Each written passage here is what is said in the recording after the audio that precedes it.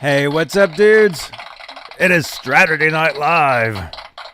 It's July 15th, 2023. It is 11:04 p.m. Eastern, 8:04 Pacific. And we're going to hang out for a few hours, talk some rock music, rock guitars, may have a special guest.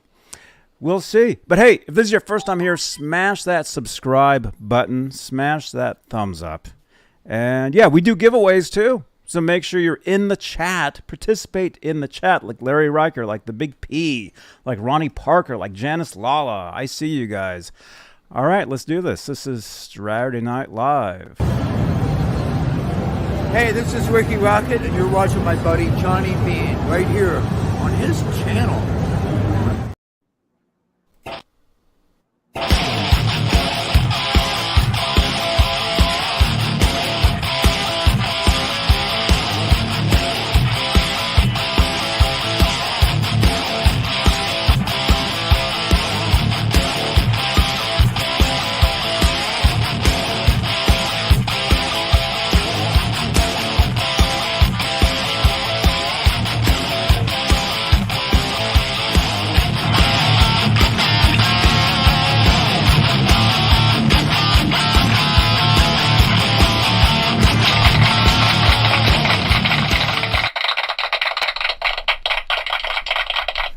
Hey, what's up, dudes?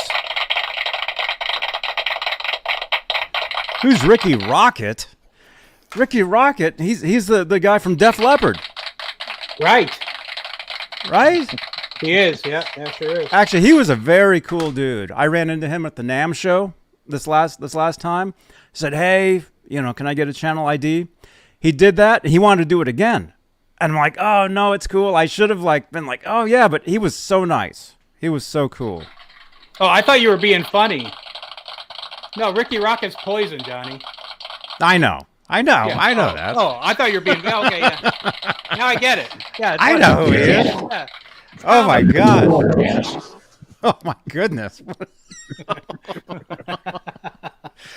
Dudes, welcome you guys. Again, my name's Johnny Bean, and this is Straturday Night. We talk all things rock music. We talk guitars, music trivia, all kinds of stuff. And again, smash that thumbs up. We're doing a giveaway tonight, so participate in the live chat. All you got to do is say, drop a comment, drop a number, I don't know, whatever. Just in the live chat, you want to say something on YouTube and Facebook.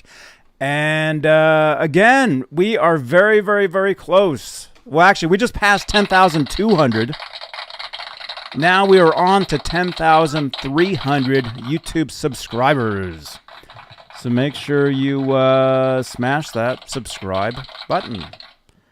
It's very easy. So, yeah. So, really quickly, well, hey, let's introduce the panel here. All the way from Norman, Oklahoma. He's texting Lori. Robbie Stingle. Rocka! How you doing, man? Nice T-shirt, by the way. Yeah, that's one of my favorites. Yep, get them at you can get these at the Johnny Bean store. That's right. Link down below in the description of this video. I'm actually thinking for these giveaways, I should start giving away, my threads. So maybe, I don't know, maybe tonight, maybe next time, whatever. We'll start giving away some Johnny Bean TV shirts. Let's see, all the way from, is it Ohio?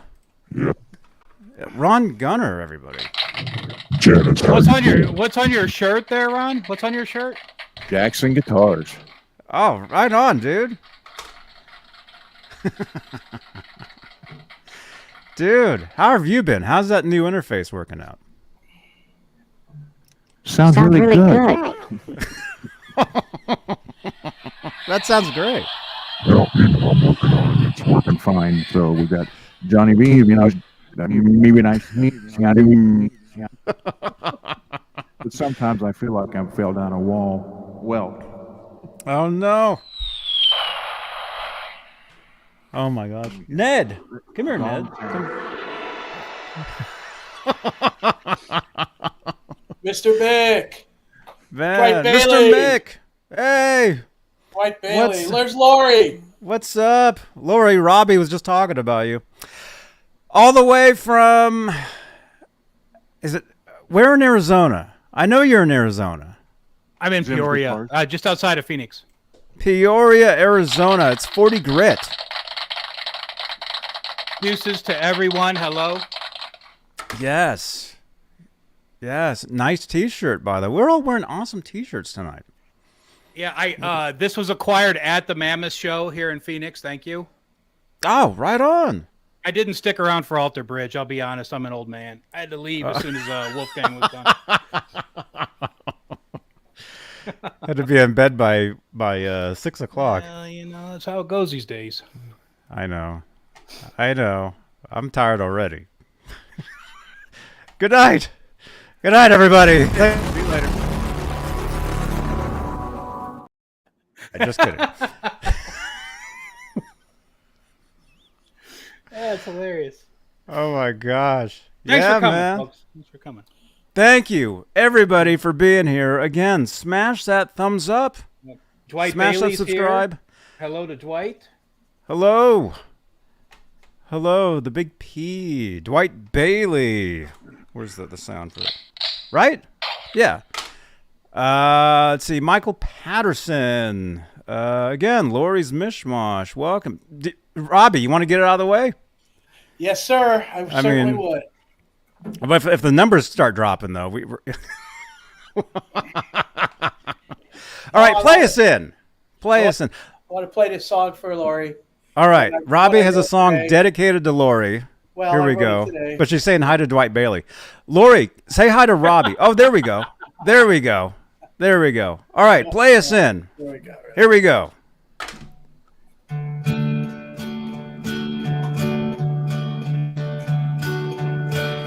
I always wanted someone to know, someone that cared about me.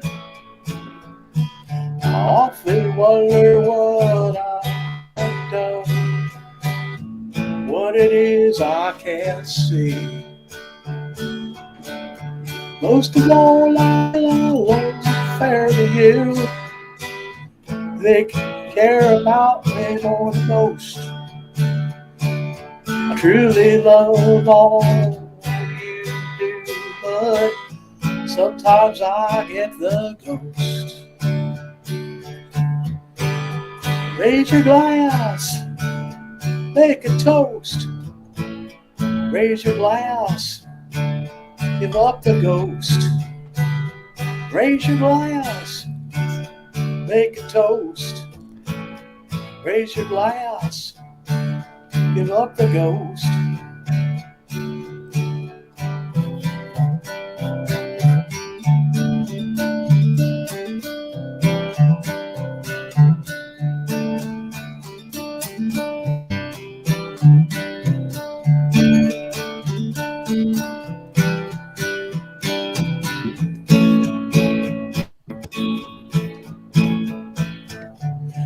Some days you feel all the love, some days it seems it's gone.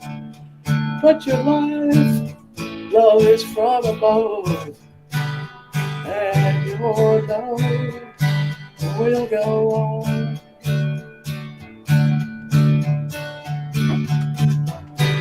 So raise your glass, make a toast. Raise your glass, give up the ghost. Raise your glass, make a toast. Raise your glass, give up the ghost. Raise your glass, make a toast. Raise your glass, give up the ghost.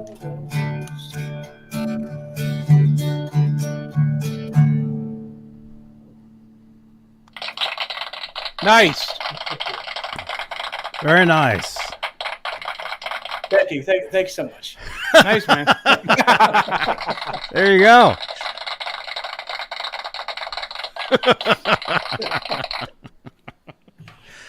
Very Thank you, good. Johnny. You're That's- welcome, man. I'll be putting that up tomorrow. Cool. Well, hey, it made its debut here tonight on Straturday Yeah, Night. that's the first time anybody heard it. Yeah, so Good job, Robbie. you're welcome. Thank you, Lori. You're welcome. There you go. Yeah, Lori. Every time we start the show, he's like, hey, if Lori's here, I'm singing a song. So there you go. Thanks for coming by, Lori. Thank you so much. Yeah. Yeah. Well, don't leave. We're just getting started. And yeah. So we did show the executive producers, but we like to read some names. Executive producers of Johnny Bean TV are currently CC, Stephen Franklin, Michael Smith, Music Therapy Laz, who, don't forget, he does a Sunday show, 12:30 p.m. Eastern, 9:30 a.m. Pacific. Right? Did I say p.m.? P.m. and then a.m. Pacific. Sundays. Sherman Callahan, 40 Grit. There you are, man. John Moronic, Majestic PB and J Cat, Guitar Man 45, Janice Lala, R Habs, Warlag, Patty Dill, Fairfield Guitar Co., and our newest channel member. Where did it go? Channel Has Been Deleted is the name. Channel Has Been Deleted is our newest executive producer. I will have your name on the card. I've got some time tomorrow, so we can get that done. So let's see. What else? What else do I normally do here? Facebook. Facebook. We're live on Facebook. I think. We're live on Twitter. We're live on Facebook. We're Facebook stars. You can help support the channel. We're live in the exclusively Van Halen group at 62,000 members. We're live in the EVH Gear Fans Live group, page, and Johnny Bean TV group. We're live on Twitter. At Johnny Bean. You can send us tweets. And let's see, if you'd like to help support the channel here on YouTube, Super Chats is the way you can do that. They magically change the color of these lights behind me. It's very cool. If you'd like to get your question or comment highlighted, I'd like to change these lights back here. Super Chats is the way you can do that. And I did all that backwards, so now I'm like totally lost. Good night. Just kidding. Okay. Les Nagy, what's happening, Les? What's up, dudes? Octopus. We got 40 people here. Yeah, we got Janice Lala. We got Brad. Johnny is international. He's worldwide. That's right. That's right. We got Octopus Ears. We got Les. Lori's Mishmash says thank you, Nightbot. We got Nightbot. We got Octopus. We got, wait a minute. I just saw that. There we go. Lori, thank you so much. Love the disco lights, and Robbie rules. Yeah. I agree. Yeah. I agree. I'll tell you what. I was watching the Muppets. I've been watching the Muppets the last couple of days when they do Jungle Boogie, and I'll tell you what, I can't help myself. I'm just like, down with the boogie. Just kidding. Love it, man. Uh-huh. You did a video today, right? Or yesterday? No. Well, a short. I did a short, yes. Mm-hmm. Alina, Norway is here. Thank you so much. From Facebook. See, we're live on Facebook, too. It's better than being dead on Facebook. Well... Get down. What's Zora? Well, they actually do that, right? When you die, they actually turn your profile into like a remembrance page. Mm-hmm. Like if you go to somebody's page and they've passed away, it actually says remembering, like whoever that is. Did you know that? I did not know that. So you can be dead on Facebook. Yeah, actually, in all seriousness, I'd like to give a shout out to my son. His mother passed away. And they buried her ashes today at sea in San Diego, and he did convert her Facebook page to the remembering of his mother. So shout out to my kid. Great job hanging in there. Tough gig, boy, but you did good, and I'm proud of your strength, sir. So shout out to my boy. So. Condolences, man. I'm sorry to hear that, man. Yeah. Unfortunate cancer's a mother effer, bro. So Yeah, cancer got my mom and my dad and my uncle. Yep. Not a good thing. No. Not a good thing. Not to. But you brought up the remembrance thing. I would never have mentioned it, but I just that just popped up. But cool to have that. It's cool that they do that for people. So then their Facebook page isn't just taken away. You can still go on there and check out their stuff and see pictures of them. Cool stuff. Yeah, there's lots of people that have died that have Facebook pages. Oh man. Well, everybody's on Facebook. Bobby Lopez. Except Robbie. Bobby Lopez, a drummer that passed last year, I believe. Lori would know exactly when. He was, really good drummer, and he passed away. And everybody just, and he still got it. He still got the Facebook page going, and people still go there. Yeah, it's cool. Yeah, it's cool. Octopus Ears, thank you so much, man. Hey, Johnny, Thank somebody mentioned earlier that they want to talk about Les Pauls. Van Halen is a Les Paul thing, in my opinion. You know, if it wasn't for the Les Paul, Ed wouldn't have had the Frankenstrat. So if we ever want to do a Les Paul night, let's do it. I'll break all my Les Pauls out. Sounds good to me. That'd be cool to talk about Les Pauls. I like Les Pauls. I think they're cool. I like them too. Well, we can talk about we can talk about that. First of all, I like them. I have an Epiphone Les Paul I got off Craigslist years ago. And years ago, I don't know if you guys know, in Austin, Texas, there's a yearly thing called South by Southwest. A band that I was in, we played that, and we had a deal with Gibson at the time. And actually, the guy from Gibson, our rep, was going to be at our show. So I took my Epiphone to the show. That was my main guitar that year. And actually, there is video. If you go to my website, johnnybean.com, you can actually see video of me rocking the Epiphone at South by Southwest. But yeah, I like them too. Yeah. You know? Well, let's break out Les Pauls then. Well, I'll have to break out my SG. Les Pauls are just too dang heavy for me. My first real guitar was the double neck. And that was lighter than a Les Paul. Believe it or not. Yeah. Wouldn't that have been your first real guitars? A double Not neck? really. Is that two guitars? It was considered one guitar. It was just... What is that, dude? Oh, let's talk about Ace Frehley. Oh, dude. That's cool. Get your lawyer on retainer, says Ogre Lord. If you're going to talk about Gibson, No, I can get there. bring your attorney. I just had to show this tonight, I guess. No, it's sharp, man. And, It's cool. and Rovers. Man, you can't. But yeah, it's What year is that? it's actually brand new. Is it? Johnny in the pole. What? Johnny in the pole. Oh, you see that? Well, when the neck broke off it after I sold it, I guess it was technically two guitars then.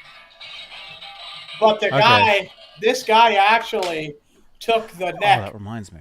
He sweated the neck out with heat and put another neck on, which is like nobody does that with Gibson when the necks break. And I always thought, that's the way to do it. If I was going to do it, that's what I'd do. Well, they sound better broken.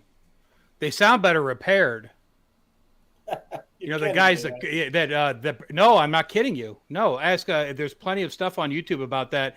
The most common break on the Les Paul, and I'm not a huge Les Paul guy, but I kind of know my guitars. And the most common break is at the headstock, at the fluke, and and then they repair it and they sound better. There's some guys that purposely have broken their Les Paul because they feel that it'll sound better once it's repaired. So, well, my SG had a. Go ahead, Ron. She just asked if this was silver. Yeah, go ahead. Yes, I don't know how well you can see it, but yeah. Sparkle, right? Yeah. And it's got a signature on the 12th fret. Oh, nice. Johnny, take me off for a second. I'll pull my Les Pauls out. Okay. But I do like that back cover. He actually signed that, or is it like it's etched? It's etched. Actually, you would say it's aced. Hey, Now, Ace a sketch.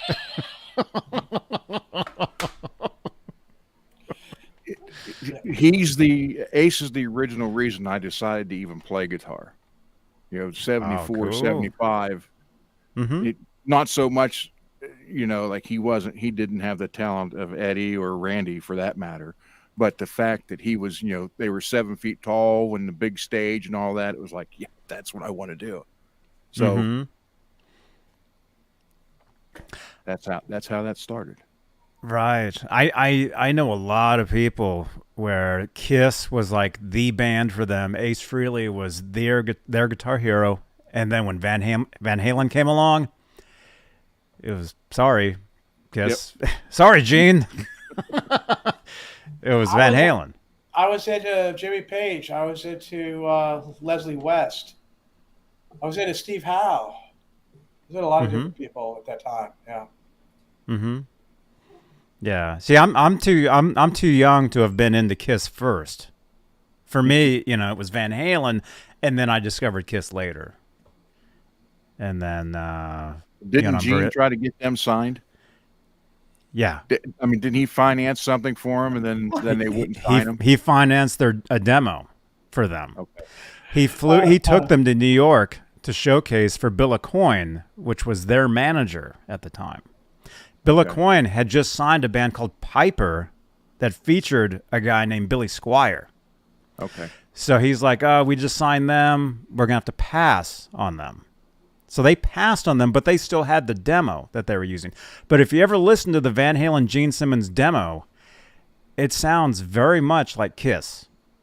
It's the Van Halen songs, but the production and the doubled guitars sound like Ace Frehley's recordings, but it's Edward. Okay. Right? And then Edward and Alex actually did record on some demos for Gene. Like Christine 16 and some other song, and Gene released those in his vault. Now I remember hearing something that when he did Christine 16, he made Ace learn Eddie's solo for that song note for note. Yeah. So that's pretty neat. Yeah, yeah. And then real quickly, I'm pretty lucky because I got to meet Bill Aucoin. I was in a band when I was living with Desmond Child in Miami. We actually showcased for Bill Aucoin, which was Kiss's old manager. So I got to meet him, and I remember playing, and watching him, and I couldn't believe I was showcasing for the guy that passed on Van Halen. So I guess I should be lucky that he passed on us too. I was just saying, did he pass on you guys too? Yeah, he did. Hey, Mr. Grit, is that a Gibson Zach Wild? Actually, No, don't get too excited. This is an Epiphone. Okay, yeah. But it's get cool. excited. It's got the real EMGs. This is how I determine the good Epiphones. If they got the battery pack on the back, they came originally. They came originally with EMGs. They don't come with the passive. This is the real deal EMGs, and this is probably the more expensive Zach Wild you can get. I've had the real deal, and they're just so heavy. So I sold that one, and I had the camouflage one when I was living in San Diego. And I sold them, and I wish I would have kept them because now they're super expensive. But like I said, I'm really not that big of a Les Paul guy. But this is a cool one. I've had this one for a long time. The plays like butter. What year is it? How do you tell, Robbie? I don't know on these things. I don't know how to tell. Well, the Epiphones were different than the Gibsons as far as the serial numbers go. I think it was fourth. The fourth number is the year. Like if it should probably say 1-4 or somewhere in there. It's probably a 2011 then. It's right. One. That's a real wood guitar. In 2014, they went to plywood bodies out of the Epiphone factory. So, yeah, this is a good one in my opinion. I probably won't sell it just because they're hard to get again. I think I paid $400 for this guitar, and right, I moved and out now here it's probably worth about $9. Yeah, 9, something like that. So, good pull on this one. But I will tell you that the rest of the ones I have out, they're not Epiphones. This is the only Epiphone I have. Okay. So, but If you have some of your guitars in storage, Dane's here. He'll buy your locker from you. I saw that Dane's here. Dane, hello, sir. Just wanted to say hello to Dane. I went out to. I'll be going to see Dane on Monday about the Eddie Van Halen picture. I told you need to trade him the George Lynch one for the Eddie Van Halen. We will address that on Monday, and my intention is to go out there on Monday and talk to Dane about the Edward Van Halen picture. So I'm going to be right back. Nice. Okay. I'm going to go get my SG. All right. Let me here. I'll pull another one. Hold on. Hey, Dane, do you have that? Still have that black and green Crackle Jackson soloist that you did the video on? Dane, you want to jump in here? Dane, message me if you want to jump in real quick. Okay. And also the poll, we have a poll in the chat. Is a double neck guitar one or two guitars? 52 out of 29 votes, 52% say it's a one guitar, 34% say it's two guitars, 14% say it's four guitars. So I guess it's a double neck is one guitar. So is it the body? How many bodies? If it's one body? Yep. Oh, look at the one. It'd be one? Didn't Steve Vai have one with like 12 necks or something? Oh, we saw that, man. We saw that at the NAMM show a couple years ago. Well, there was that one, and then there was that new one, that the Hydra. That's still one guitar. Wow. When Dane leave, he ain't answering. Dane. He did leave already. It's impossible. This is so I don't know how. Man, I wish I could tell what the years are on these. This is a studio that. Oh my gosh. This is a ebony fretboard, old school. It's 80s for sure. I don't know what else to say other than that when I was gigging, I had to have one Les Paul in case I gigged with somebody and they wanted me to have a Les Paul. And this was the one Les Paul that I had. And it's got a lot of character and it's really cool looking. Yeah, let's highlight. This is a I like 500T, 500T in the bridge and a 496 in the bridge or in the but the 500T is a hotter, it's a ceramic magnet, and it's my favorite Gibson pickup. So that's a 500T ebony fretboard, which are kind of tough to come by now. You're gonna pay good money for it if it is, but the studios are cool. I put the top hat knobs on it because I think the top hat knobs are cool, better than the speed knobs. I like the top hat knobs better, but lots of character here in my opinion, and a cool guitar. Nice. That's cool. Nice. What year is that, buddy?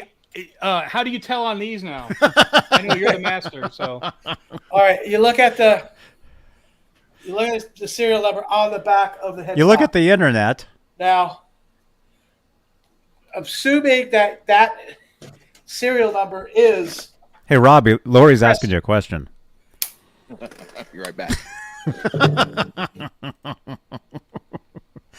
Oh, that's Nightbot, Lori. That's how I get your link. I'll field that one. First of all, happy birthday, Joe Satriani. Somebody on Facebook is telling us it's Satriani's birthday today. By the way, yeah, Lori, that's Nightbot. If you look in the chat, you'll see somebody called Nightbot. That's me, and those are basically commands to put out links. So if you put exclamation point, whatever, actually exclamation point commands in the chat will give you the entire list of links on the channel here. I'll give you guys that again. There you go. So we actually have a command that goes directly to your channel, Lori, so people can find you. Yes, I am Nightbot. You ready? You ready, Grit? Yeah. What is it? All right. Now the first four numbers are lot. Like mine says 8271. That's just lot. That's not the year. The next after that is year. Mine is stamped, the 5th digit is 4 because it's from 84. So mine's 86. Okay, well, that's good. Now you know. Yeah. After that, it is month and then day of the year. Like it's like 5th month, but it was the 40th or production. It's the 40th guitar out of the 5th month of 1984. Trogley's really good. I learned a lot from Trogley about this kind of stuff. Oh yeah, Trogley's cool. I like watching Trogley. And I mean the serial numbers change. I believe it was in 78 or 9. Basically almost to the end of the Norland era. And then it changed again after the Norland era ended. Yes. Yeah, hey. This is that's a nice, dude. 1984 Gibson SG. I bought brand new 1984 for $400. Got your speed knobs on there, Mr. Grant. Will you be selling that for $400? No, I'm not selling it. But here's the thing. Now, 420. this bite me, Ron. Bite me hard. Oh, Uh-oh, wait a minute. Hold on. Somebody clip that. Hold on. clip that, R2. There we go. Oh, Oh man. No, it does not dive. Dennis, it does not dive. This is the thinner, lighter neck. This is the thinner, lighter neck. It does not have any dive at all. Okay? Now what happened is, as you can see, there's no finish on the back of the neck. This guitar developed a crack in the flute. I took a rasp and I filed that crack out till it wasn't there anymore. somebody clip that. Everybody said, Hey yo. everybody said, break the neck and re-glue it. I said, screw that. And I took this rasp and I filed that crack out till it was gone. Oh, And then I took yeah, bite me some more, beat, Ron. beat the shim out of it. Keep chewing, man. Keep 1984, chewing. I bought this guitar, brand new in 1984 for $400. And I still got it, and I still play it. What does keep chewing mean? Keep chewing means if you're biting, keep chewing. No. Yeah, bite me and keep chewing. That's what Nice, that means. man. Wow. You know, so first and fifth number is the year Robbie is dumb. What? Yeah, well, like you said, Oh. the first number on this is 8. The fifth number is 4. Yeah, Smash the okay. guitar for us right now. All right, so I was yeah, okay, I'm wrong. Steve It doesn't McQueen said mine's a necessarily 96. Doesn't See, that goes to necessarily show mean- how much we know about Les Pauls. I'm totally fine with whatever it is because it's not for sale. But I don't know Steve anything about Les Steve Pauls, McQueen so. saying it's a 1996. So it's cool. And I This did that. one, I did years ago. I filed that out. Still like it is. it does look good though. Still like it is. And I Nice. mean, you don't like play this. Hey, real Ernie. hard. But yeah, okay. All right, thank you for correcting me. Yeah, thanks for correcting me. At least I knew what digit the year was mostly. Yeah. I like being corrected, especially if I'm wrong. Hey, you don't have to be sorry. Call me dumb. That's fine. I was goofy. And Robbie, don't worry. People call me all kinds of names on the internet all day long. So, wait, Maybe I nice. should be laughing. Me be nice. I'm used to it. Me be nice. Yes. What do they say? Kill him with kindness. Fenders don't crack. Me be nice. That's funny. See, I be. Yeah, man, don't worry about it. It's cool. It's all cool, dude. We're all together here. We're talking about guitars tonight. We're talking about some Gibsons, of all things. And Grit's got another one. What do we got here? That's a flame top. No, this is a Les Paul faded, Oh. and I had one of nice. these a long time ago, and I got rid of it, and I regretted it. I don't. Have you guys seen this guitar? Have I shown this one yet? This is a No. cool story. So, like Bonamassa says, you buy the story, not the guitar. so I was out looking at Guitar Center. I dropped off Guitar Center one day, and I saw a guy wheeling. I was on the phone with my buddy, sitting in my truck, just looking at the front door, and I saw this guy roll in 2 Marshall 412 cabinets and this guitar case. And I said, I got to go, man. I'm going to follow this guy in. So he walked up to the front thing, and you could hear him negotiating. So I walked over and looked at the used guitars, and I walked over kind of behind him and was listening. He goes, "No, I can't do that. I can't do that. Thanks, though." So he pulled it out. It was like a train. He was in the middle of the 2 cabs, pulled the cabs out, and had this case on top. And I go, "What are you doing with those?" And he said, "I'm just selling it." And the guy looked just like Rick Springfield, identical to Rick Springfield. Maybe it was. I go, "No, it wasn't, but it's still a cool story." The guy goes, I'm in a Rolling Stone tribute band here in Phoenix. And I'm Ronnie Wood. And the Wait, that was Ronnie Wood? no, he said that he plays Ronnie. Well, Rick Springfield is in a Stones tribute band, and he plays Ron Wood. oh my God. Anyways, so What? the guy's pulling out. You're in it now. The guy's pulling out 412. The guy's. Oh my God! I got another one to pull out. So I just thought of something else. So this guy is pulling out 2 412s and this guitar. So I go, "Hey man, what are you doing?" He goes, "I'm just trying to sell this stuff off." And I go, "What are you thinking?" I go, "What do you have for the cabinets?" And he goes, "They're both salt and pepper 412s," which is that one right there. Wait a minute. And you have them? And the guy goes, I go, "What You are did this looking to do?" outside in the parking lot, right? Well, no, I got approached by the Guitar Center guy, and I told him, "Well, you Because- guys didn't want to buy it. Why can't I?" I got so- thrown out of a store one time for offering guitar lessons to somebody. Yeah, I was kind of in the breezeway. You know how there's 2 doors at Guitar Center usually, so I was in the breezeway, and so we took it outside, and I paid $400 each for the cabinets, and I paid $1,200 for this, and it's a Les Paul faded, and this thing is just A US? What year is it? This is the real. Well, let's ask Steve McQueen. Steve McQueen. First What letter. year is that? First number, 5th number. First number. Let me get my old man light out again. First number is Here, let me help. 0, 0, and the 4th number is 9. So it's an 09. Well, first and 5th, so 0 and 8. So does So that it's make it a 2008? Yes, it Okay. does. So, yeah, I had one of these, and I regretted getting rid of it, and it just popped up one day. And so what else is cool about that is I think I showed it already. The guy called me back. The guy called me back, I don't know, 6 months later, and he goes, "Hey, man, I've got a Flying V to sell."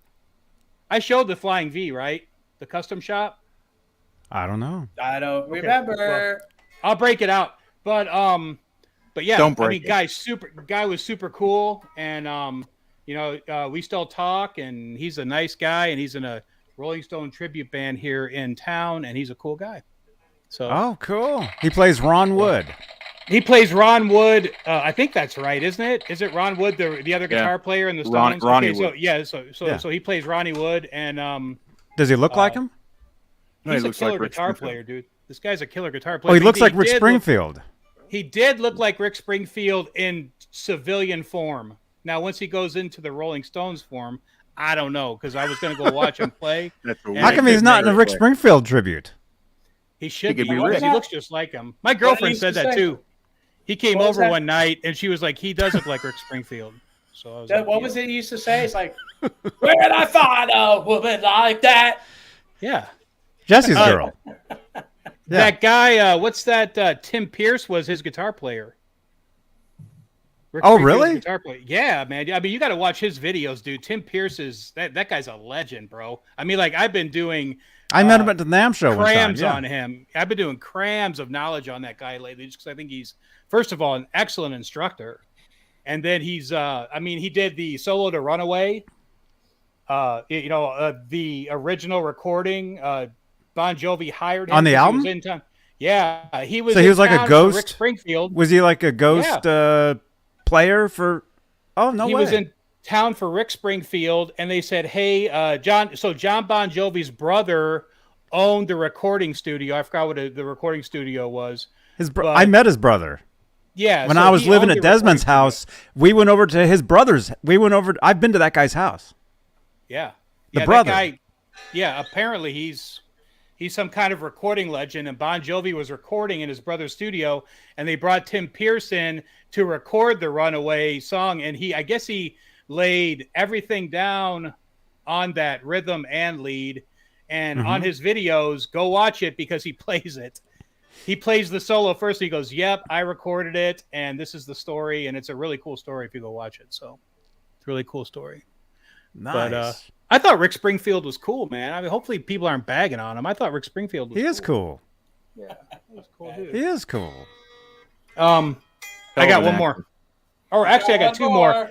I got two more if you guys want to see the Flying V. If you don't want to see the Flying V, who cares? Of course we Yes. We'll see it. 84. I bought this in 84, brand new for $400. I'm still playing it. This Wednesday, I should be playing with Hangry. That's Danny. Should be playing this. And I'm going to do a cover of Let There Be Rock. Playing this. Wednesday. My channel. This is a 1959 and my dad bought new in 59 with the amp, a little Gibson tube amp. He paid $150 brand new for the guitar and amp. Oh my goodness. These are now selling on Reverb for $11,500, $12,500. But it's a 59 and it's been in basically in this house since he bought it. Oh, dude. Brad says, what year is that again? 1984. 1984. Uh-huh. But it's not a 1982 though. I thought the Guitar World stopped for you in 1982. Look, Just Kramer's. at 84, I had a double neck. I had the red guitar. I had the Isaacson with the Floyd Rose. I wanted a single neck Gibson. That's why I got this. And remember, I didn't start working at the factory till 84. So, yeah. But I got this guitar first. I got this guitar before I started working at 80. Wait. You started working at Kramer in 84? That's when you were born, wasn't it, John? That's when I was born. But you're always talking about how you won't play anything from Kramer past 82. Well, 82 was the best parts.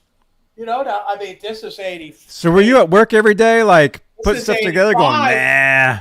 This is 85. Nah, this isn't as good as a couple years ago. Kind of, yeah. Especially when we started getting those 3-piece pointy necks, we were like, "What the hell is this? Why would anybody not why you don't work there anymore?" We thought the Lucido Tilteds was like, all right. We never nobody liked those sports necks. You never could get those things to play as good, but Brad, yeah, $40, you got it, man. But yeah, so the Lucidos were good. We like the Lucido necks from Canada. Those were good. But, and we would get occasional ESP necks, transition necks, some different ones, some custom orders. They were always really above board. They were always really good. But, man, when they went to the pointies, it was just those 3 pieces, and we were just like, what? And yeah, so it was kind of like that. I'm dressed the next, and I'm thinking, I'm like, what the hell? Why? What the hell? It just got worse from there. It did. It did. I don't know. I liked the Kramers in the late 80s. I mean, that was my era. I like it all. You guys all know I like everything. I have no problem with nothing. Pointy neck, pointy headstock. Oh, dude, look at that. It's a Farrington, It's Farrington, yeah. That's a 3-piece. That neck came out of ESP. Very nice. 88. And it was designed by, I believe his name was Ed I'm just Ed Farrington. Cool. I like it. Yeah, I've got an 89 in the closet that I've had since graduation. My mom got it for me for graduation from high school. It's a Telly though; it's not a Strat. That's right. That's right, Brad. Once a year, I fly back to Neptune, break into the old building, and stuff that box with, what the hell is this? Let's get back to 82. Yeah, I do. It's abandoned. There's vermin living in there and birds. Damn it. It's still there, though. Green Grove Road, still there. It's still there.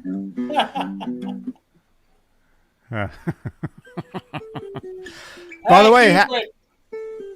way, happy birthday to Joe Satriani. They're saying it's his birthday today. I heard yesterday was Jason Bonham's birthday. The drummer. Nice. Cool. The drummer. And also yesterday was Gary Kramer's birthday. Happy birthday again to Gary Kramer. There we are in 2016 back in Paso Robles, California. How old was he there? I'm not sure. I was 29. So you went from 29 to 40 in what, 5 years, 8 years? Yeah. 7 years. Okay, I'm 40. I admit it. All right. I don't care. I'm 61. I'm proud of it. Yeah, I wouldn't go back to being young for nothing. I don't want to be young again. I don't want to be old again.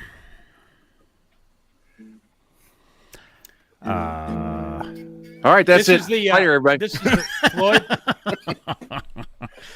Oh, look at that, man. My question would be to Steve McQueen. Shoot me a price on this. Tell me what you think it's worth. This is a Hollywood edition. As you can see, it's got the Hollywood. The Hollywood Guitar Center reopened, and they did a Gibson line for the reopening. There were 15 guitars made in the batch, and there was one Flying V, and this is the one. So Nice. I just rode a Bird scooter to Gibson or Hollywood Guitar Center. So just curious as to what the chat Gibson guys think this thing's worth, because I don't have a clue. My buddy went to Gibson and they said that it's extremely rare, and they said that there was only one done. They did a bunch of research for me, and yeah.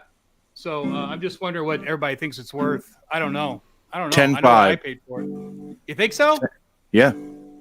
I've heard between 8 and 10. So I don't know what. I'd say 10.5. 1,000? Yeah. Wait, $8,000? I'm saying that's worth 10.5. I've heard between 8 and 10 on this one. 10,000? Yes. I could almost buy my own ship for that. So that's. But who's gonna fly it, kid? You. You bet I could. I'm not such a bad pilot myself. We don't need it. I told you guys I could do the entire Star Wars. I'm your father. No, that's impossible. That's good. What happened to Gibson guy? He's not here anymore. He left. Steve McQueen left. Steve McQueen, where are you? Steve McQueen needs to tell me what this guitar is worth before he leaves. Yeah, he's not here. He left. Huh. Hey, you know what was really cool tonight, Johnny? Is when we started, we had like 9 people in the chat, and as soon as the text hit that you were on, like the number went through the roof of the people watching. It was really cool watching the numbers jump. Now it dropped out. Yeah, that was cool. I don't know. I mean, they all left when Robbie was singing, but. Oh yeah. I got one Gibson left, and then we can do whatever. Wait, I took the wrong guy out. Let's just take everybody out. Smash that thumbs up, you guys. And what else? This is Straturday Night. Don't forget Friday nights we talk Kramer guitars. Sunday nights I talk Sonic Cake pedals. I'll be giving those away at some point. Tuesdays is exclusively Van Halen. We do giveaways. Van Halen giveaways. There's me and Edward right there. There's the time I was chatting with Wolfgang. Very cool. All right. There we go. What? Oh, Kubrick Lover, thank you very much. Kubrick Lover says he likes my singing. Thank you very much. Right I on. appreciate that. We all love your singing. No, thanks. I really appreciate that. I never claimed to be a singer. I'm really into the writing. I'm getting pretty heavy into percussion lately, too. Mm-hmm. Yeah. That's cool. Eventually, you'll be doing videos playing the drums and singing. Do What do wedding you mean, receptions. like production type videos, Johnny? What? I have done a couple where I do sing and play the drums, but that was a long time ago. Mm-hmm. I was thinking of maybe doing it tomorrow on Sunday Sounds a little bit, because I'm going to be doing Jungle Boogie like the Muppets, you know. Animal, the drummer for the Muppets. Animal, Mm-hmm. Stiggle here, Gong. Oh yeah. Cool. Hey, Richard Friend. He's collecting shims. Right on. Oh yeah. You know, I do have an unboxing. Bite me, Rod. Oh! You want to do Let's the do the unboxing. Yeah, let's do the unboxing. Mr. Grit. This is a happy time. I'm happy. Can you Okay. say I'm happy? Don't show the front. I'm Let's not. be happy. Mr. Grit sent me this. Now, Mr. Grit was nice enough to send me a slammer nut, an R2 slammer nut. Now, you guys know how much I like those, right? We know you like nuts. As a matter of fact, Unless you slam them. this Grail guitar has a Slammer R4 nut that I got from Stigatsu that he picked through a bunch of them to find it. It's the R4 Slammer nut on an R5 neck width. Mm-hmm. Yeah, so it's like yummy. So yeah, and that's the thing when you get necks like that, and like I'll hand file them down, you know, Mm-hmm. for the nut height, so I don't have to use the shivs or anything. But at Kramer, they forced us. They did. They actually forced us to mill more than we had to, and then use shivs under the nut. That was their SOP. That was the same as the size drill we had to use to drill through the neck. It was too big. It was bigger, so you always had plate. When I do it on my own, it's tight as a frog's ass. You know, there's no R2, clip that quick. You know. At any rate, I've got this. How do you even know how tight a frog's ass is, Robbie? When I was a youngster, there was a swap meet. Well, okay, wait a minute. This story's getting worse.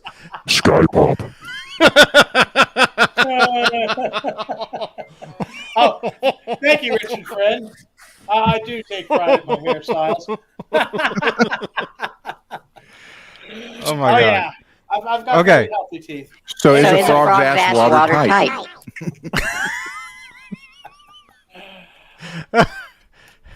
I've been playing the guitar with my teeth since I was 17. I was playing guitar with my teeth with a double neck, for God's sake. You know how some people are like, you know, it's hard to Stairway to Heaven lead. You can't get up on the neck because of the shorter neck and the 20 frets on the double neck. I never had a problem, but I didn't have to have my palm around it. I just play it right on the face. I didn't care. Oh my goodness. I didn't care. Yeah, you know, it's like Okay. It's like people that this is common, where people say when it gets to the Stairway to Heaven and you get way up here to the 20th fret, you know, and it's got that part where it's like, you know, right at the end, and it's really blocky here, so it's hard to get to. But you could put you could bring your hand around like this and get to it just, and it's only 30 seconds for that piece of the lead, you know. But then again, I was a really hardcore Zeppelin. I was really hardcore Zeppelin. I've actually never heard that whole song. Oh man, I knew the bootleg from Detroit, L.A. I had all kinds of stuff. Okay. Don't show the front. I'm not. Let's crack this puppy. Let's see. Janice, how you doing? Hendrix is a big influence on me, man. Hi, Janice. All right, let's see what we got in here. Give it up, son. It's like Christmas. Ho, ho, How about I destroy what's in here? That's what they wanted to call Motley Crue Christmas. Don't show the front. Stop showing the front. I hope I didn't show it. No, it's not on there anyways, Johnny. Don't worry about it. Okay. Oh, maybe his address is. Hi, Janice. Yeah, mine's not. 1, 2, 3. Well, here we have a slammer nut in a nice little bag. Look at that, packaged nicely in a Ziploc bag. I don't see any bubble wrap. There's so, and look how low profile it is. Oh, that's goddamn beautiful. Yep, Wow. Janice is awake. So we have that. And then we have another little bag here. Don't show that one. It's illegal.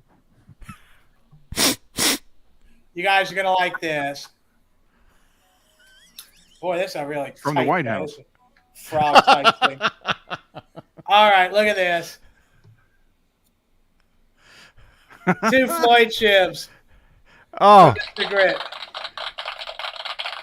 These are the ones that go between the block In the garbage. and the fine tuner. can you cut cocaine with those? I don't do Yes. drugs, Johnny. No. Yes. But these are like perfect shape too. Very nice. Yes. Thank you. You're welcome. Thank you, Mr. Grit. That's very nice. You of are welcome. And I saw I'm sure you'll that. find something to use that for. Yeah, I mean, You're slammer welcome. nuts are so hard to find that, for me, and when I work on something, it's like I strive to get it. So I have to make my own shelf so I could get that nut down as far as I can. Yeah, that came off an 82 Pacer. Uh-huh, Pacer 82. special. 82. Pacer 82. special. Ah, I like those guitars. Yeah, very nice. Thank you so much, Mr. Nice. Grit. Very You're cool. Very welcome. Unboxings. Well, I had gotten it the other day, and I said, you know what? We should do it, on TV here. So Fun. So Last Gibson, the Randy Rhodes. This is the last one I have. okay. Oh my goodness. So this is the real deal. That's the real deal. And it's Oh, heavy. so that's not a Randy Rhoads model, but that's like the same one that he played. No, this is the this is the 76 reissue. A or whatever it reissue. is. So it's a reissue of the year of the one that he played. Yeah, it's the white, the correct white, and the aged white looking, and it's identical to Randy's. His was given to him as a gift, and then he insisted on paying the guy back for it. That's when they were in the studio recording the first album from Quiet Riot, which was only released in Japan, the first 2 albums. Hey, Sky. I think Hey, I'm right Mr. about Brock. that. It was a 76, right? Yes. What year is it? This one? It's new. I think it's a 22. Steve McQueen, where are you? He's Somebody, Janice, can you he send out a escaped. tweet saying, "Look, Janice, can you send out a tweet saying we're looking for Steve McQueen he's driving the Bullet. and tag me in that?" Oh, Sky thought Props he- here. Hello, Sky. I thought he was on a motorcycle in the Great Escape. The Great Escape, yeah, he was on a motorcycle, but Bullet, it was the 68 Mustang fastback. Right, and also the 1968 Charger. That was filmed out here, right? San Francisco. You don't know those believe movies. so. You ain't old enough. No, I don't. I don't know those movies, but Well, that was one of the best I should watch them. chase scenes, probably up until the French Connection. That one I've seen. You French? Papa Doyle. I actually am. Yeah, Johnny. Maybe nice. Yeah, Oh, now he's got something with a locking nut. What do you got here now, Mr. Grit? Well, I just wanted to give a shout out to how many people are here? 54. I wanted to give a shout out 55. to 55. I wanted to give a shout out to FU Tone. Right. This is a FU Tone, and he just got a bunch of these in stock. I've had this one for a long time. I got these when they first came out, the first run. This is a first run, and Is that the I one with gotta the tell Dave you- Lee Roth finish? this is a black. This black.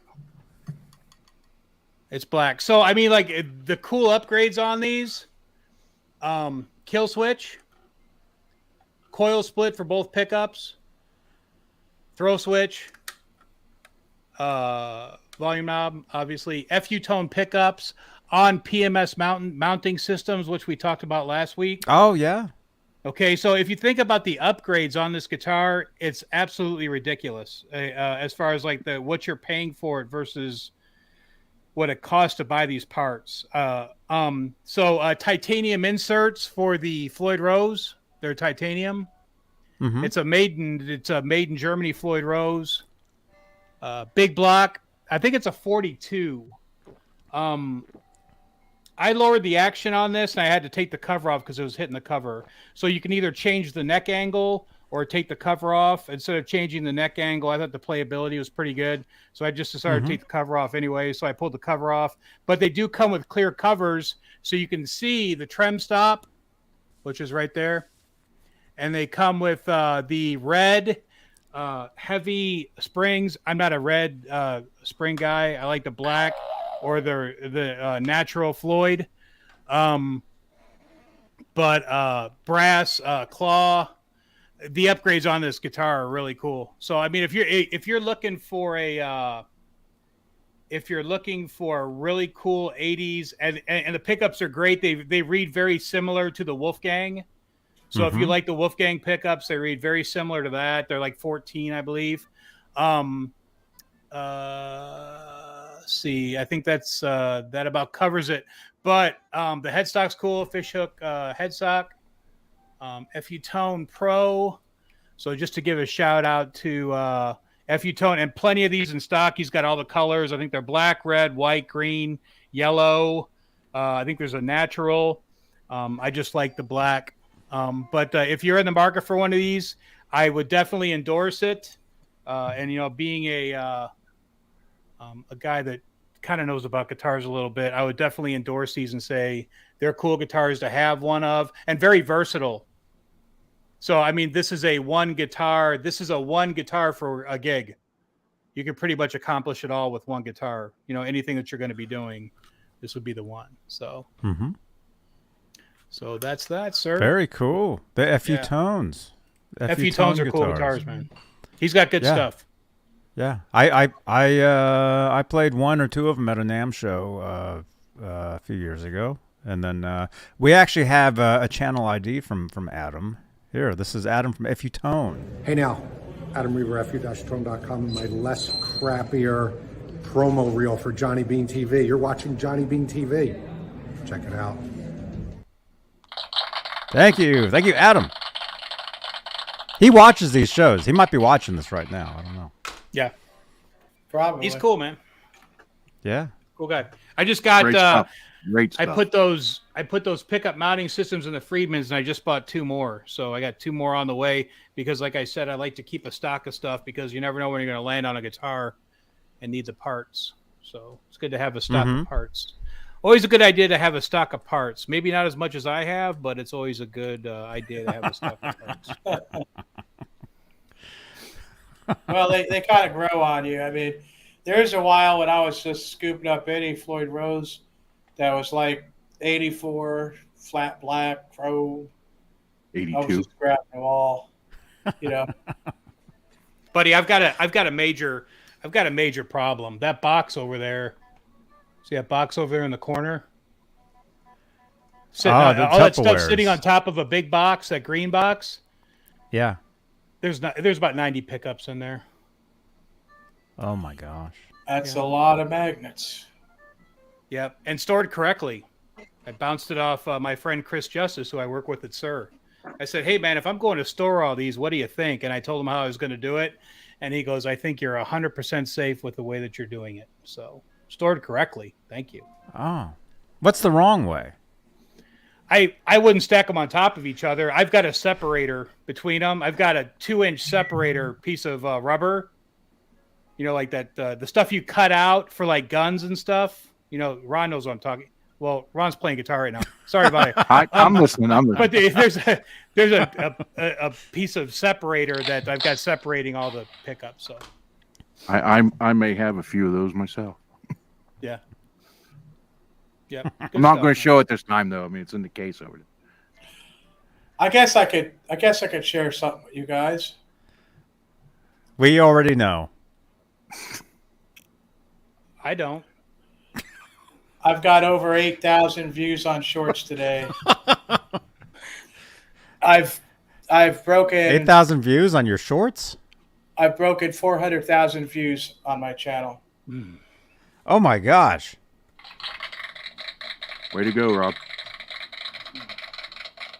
I watch your videos all the time, honestly. I really do. I work at it. I do. I select which songs they are. I try to pick the most popular. I take several takes to select the best one that I do, and I'm very conscious of where I am when I film. It used to be, back when I first started, that it would have to be like sunny, like blazingly sunny or something. But after I started to get a following, it started to turn into, it didn't matter anymore. It was like raining, whatever, cloudy. I was still getting views. The people see the hood scoop and they know what it is. And I try to pick a good part of the song too. Like some of the people have referred to me being good at selecting samples. So yeah, I work at it. There's 4 shorts a day, every day, staggered out, separate times, original song every day, and Wednesdays you get an extra metal song. And then if Danny comes over, we got a couple. With Month of Metal hits, you're going to get a couple extra released if that show goes off. You know, and sometimes I just do. Sometimes I just go ahead and write a song and just play it for the heck of it, you know. So yeah, I appreciate everything. I appreciate everybody that watches all my stuff, and that's what makes it all really worth it. You know, to me, that's where I get my my joy from it. You know. Right on. Well, And I couldn't have done any of it without Johnny Bean's show here, without Mike Olson putting that super chat to tell Johnny who I was, and Janice Lala for being my first subscriber. She subscribed to a channel that didn't exist, so I immediately put whatever shorts I had up there, and Johnny was number 2, and that's where it started. Yeah, short videos, Johnny, not no, I know. boxers and briefs. Yeah. Hey, Holly, how you doing? I think "Carry On My Wayward Son" was my favorite so far, Robbie. That was good. It wasn't Dust in the Wind, though. I really thought, because it's so frustrating. It's like, okay, let's try a couple songs from this band, and I'll load it up. Like, I'll do decent with Steve Miller. I'll have a good Steve Miller. And then nobody even heard of this one, or Bad Company. They're hot and cold, too. You'd have some good Bad Companies, and then nobody's even heard of Burning Sky. Man, when I was a kid, Burning Sky, I thought that was so cool, So it's not. I have to stay away from what I think is good and what I like to what is going to get views. It's like tomorrow I've got some Styx songs coming. I put one out and it didn't do too bad. I've got Dennis a couple more. DeYoung. He's got sticks. I got some rock songs. The thing is, I mean, a Styx fan will know all the songs, and they'll be like, I'd like to hear this one or that one, and I've got to be like, well, I can only really do the ones that are really well known. Surprisingly, AC/DC has done decently, and I've been liking that. And Danny, the really fast stuff they do, and Danny just drums his butt off, and so I like it. Thank you. Yeah, Burning Sky, I love that. I love that, Holly. It's just cool. So one of the best songs I had today, I had Heaven is a Place on Earth. That one skyrocketed big time. You remember that, don't you? Don't Belinda you know Carlisle? what it's worth? Ooh, heaven is a place on earth. Yeah, man. That one was big. And I got big from Flashdance. Was that it? Or the one that's like... I think we all got big from Flashdance, Robbie. I don't know if that's the right one. It might not Irene. That's What a Irene feeling. Cara. What a feeling. Irene Oh, Cara. right. Yeah.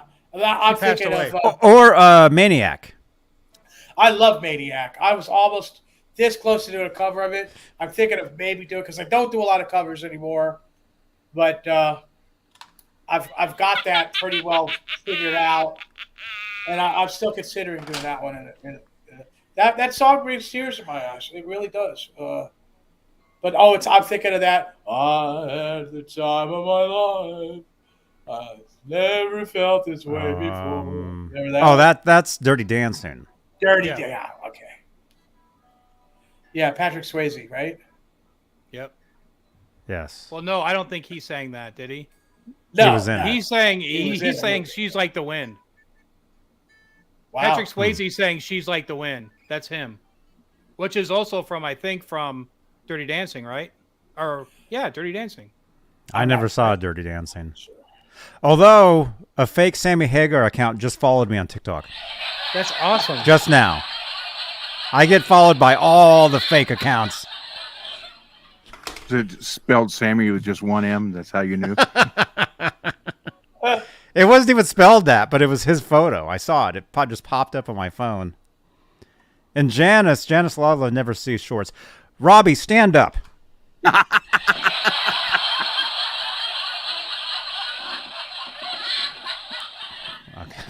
Hey, YouTube does not make it easy either. I mean, I have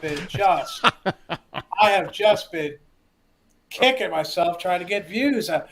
It's like sometimes they won't put them on as suggested, and then they'll put them on like 10 hours later, and it'll be up and say, oh, 2 views, 3 views, and I'm like, I've learned to just wait. Don't take it down. Don't think, oh, I got to put something else.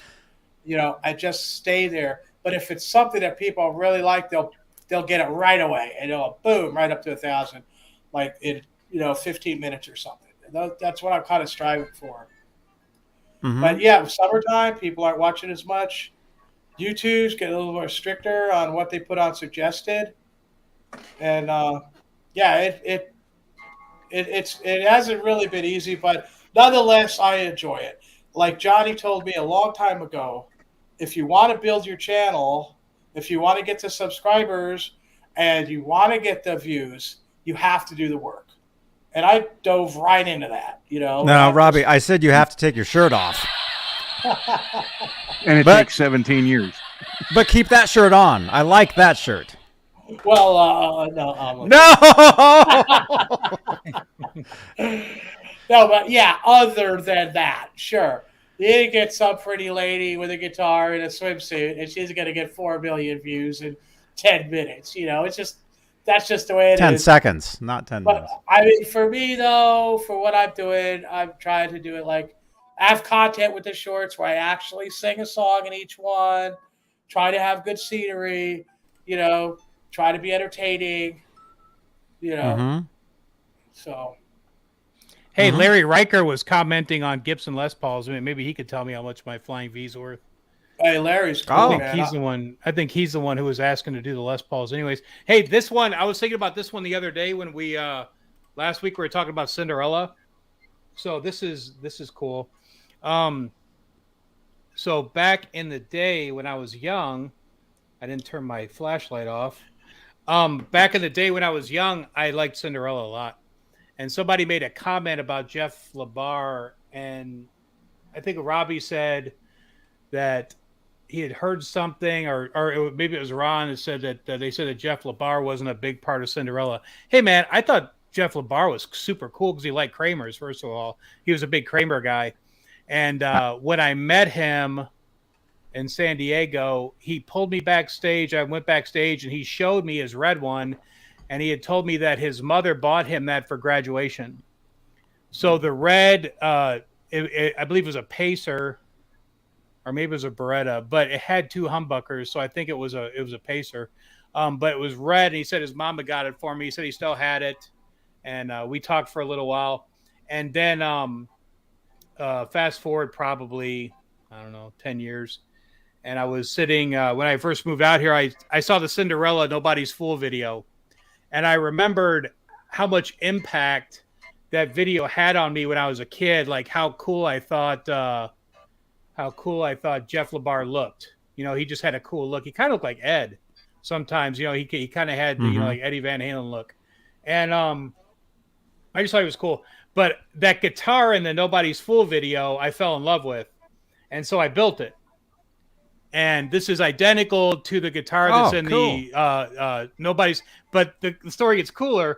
It didn't have a Charvel logo on it, but I'm a Charvel fan, so I had a Charvel. I put a Charvel logo on it. But this is the Nobody's Fool video guitar video, or guitar from the video. Identical pickup. It was a Zebra. It wasn't a reverse Zebra. It was a Zebra. It was a 1 volume knob, chrome Floyd Rose with a black nut, black string tree, chrome tuners. And I did this guitar. And the coolest story about this is I was friends with Jeff LaBar on Facebook. And I sent him a picture of it. And I said, hey, man, just want to let you know that I was totally inspired by you my whole life being a kid. And I just built this. And he goes, oh, my God, man, that's awesome. He goes, can you send it to me? And I was like, no. But thank you. I said, no, but thank you for everything. And, hey, man, rest in peace to that guy, because I thought that Jeff LaBar was super cool. But this is the if you go watch the Nobody's Fool video, this is the guitar that I pretty much paused everything, the whole video. And I said, okay, it's got this, it's got that. And then I went out and duplicated everything.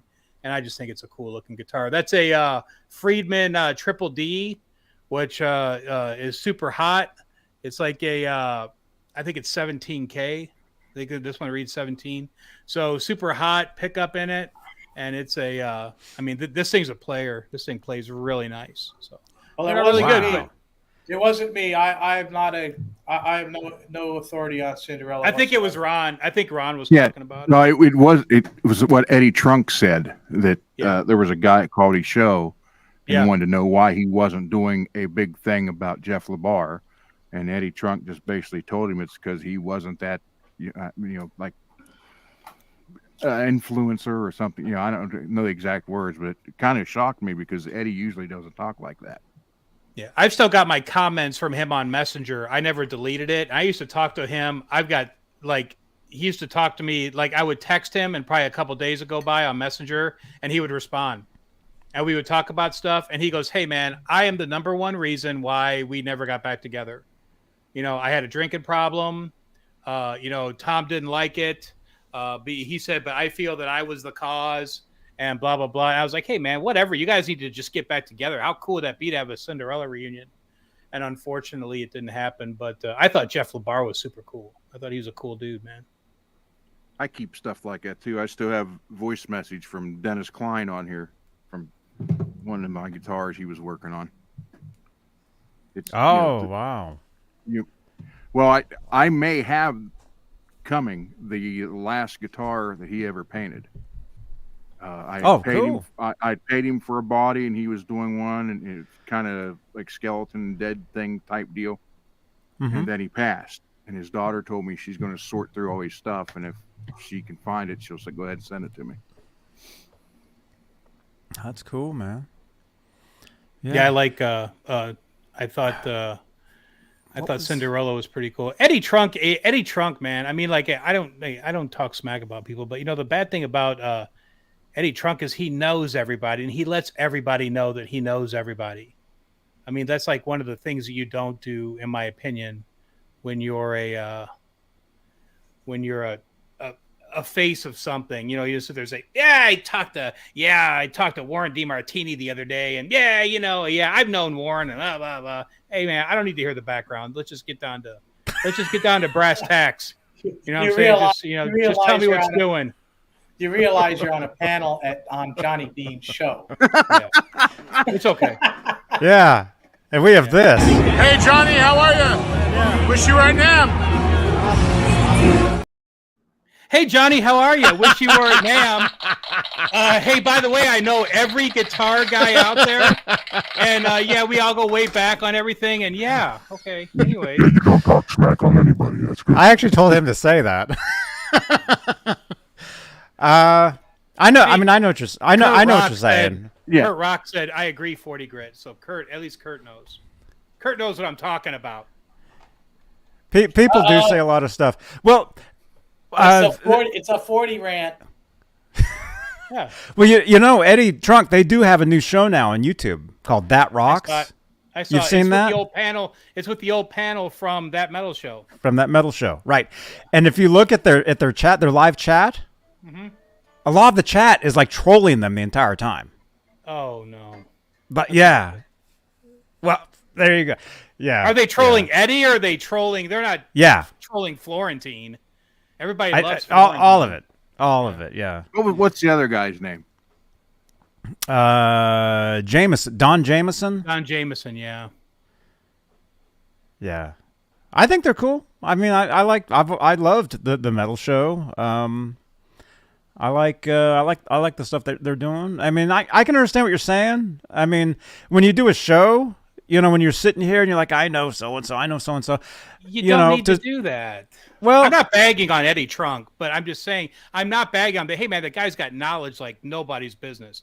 It just gets annoying sometimes because he prefaces everything with. He doesn't need to preface that. He's made a name for himself. This is my opinion. Mm-hmm. This isn't a 40 rant, but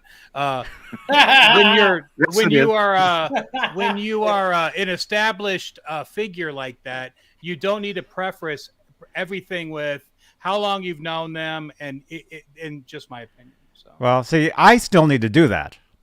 I still need to drop good. Desmond Child's name every show I do. Brad's got it. Grinding grits gears. Perfect. And I'm going to let you know what's up my sandbox today. See? Yeah, I still need to name drop. I'm not to that point yet. Oh, yeah, but hey. There's this guy. Go ahead, Robbie. Sorry. I'm the guy that said, I was there. Yeah, you trademarked that. I was there. But there's this guy on YouTube who keeps saying his name all the time that people don't like. Johnny Bean. Yeah, but see, that's Maybe when nice. you know you're doing something right. If all of a sudden people you don't know are like saying, "Man, I'm so tired of seeing you everywhere," that's a good thing. Yeah, You know, so there you go. And I told you before we started 40 Grit about what's happened before. Oh yeah, that's fine. Yeah. Hey, I enjoy being on here, and I enjoy being with every one of you. So I have nothing bad to say about anything. Yes. Somebody said something about Jeff LaBar, and they said that they also felt the same about Vito Bratta. Hey man, don't get me started on Vito. Vito was a heavy, right? I mean, that guy was just like a machine. Gears. Just stop playing. Just stop playing. His dad got sick, from what I read. Actually, that was actually Eddie Trunk. I got that from Eddie Trunk. Vito, he had Vito on, and there Vito you go. said that his dad got sick, and he just decided to hang it up. I mean, Vito Bratta was a beast, right? Was that not that matters, but maybe it does. Was that before or after grunge, Nirvana? Vito, right around the time.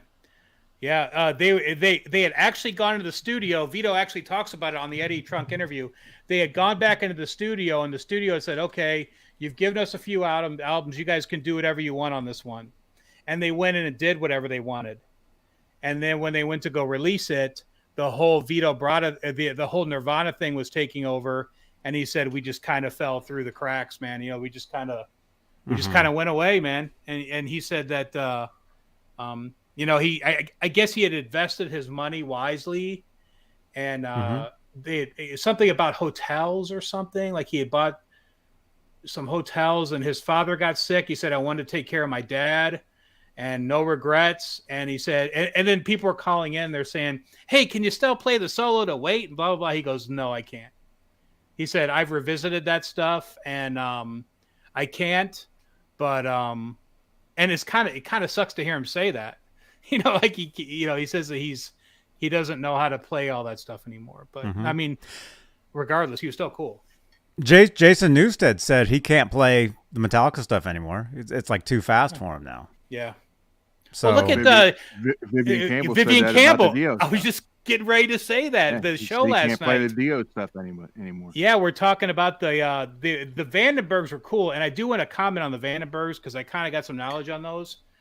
Vivian Campbell was a Les Paul player, and he was Les Paul was his guitar, and you know, the Holy Diver, and you know, a lot of that was his Black Les Paul. That's why now in the Last in Line he plays his Black Les Paul exclusively, because that's the guitar he used for the recording for a lot of that stuff.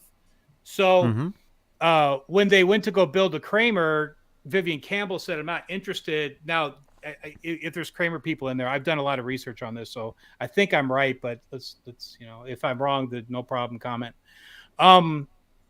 He was a Les Paul guy. That's why they did 24 3/4 on the Night Swan, because it had a Les Paul feel.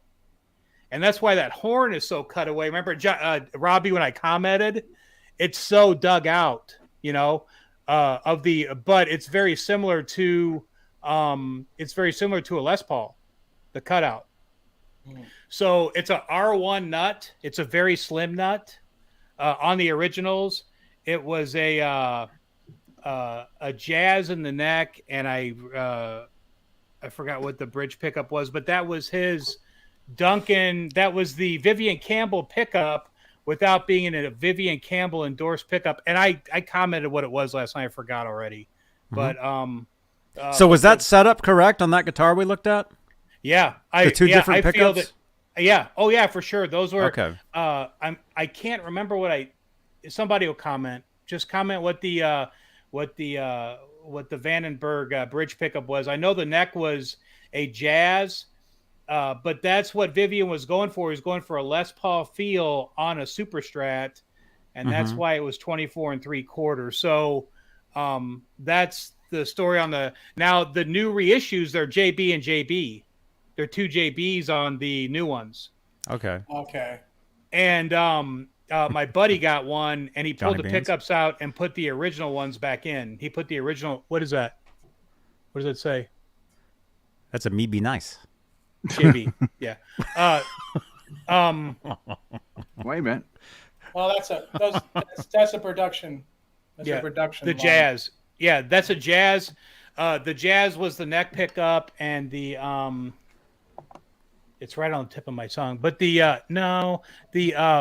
new ones have two JBs in it. My buddy pulled them out and put the right pickups in it.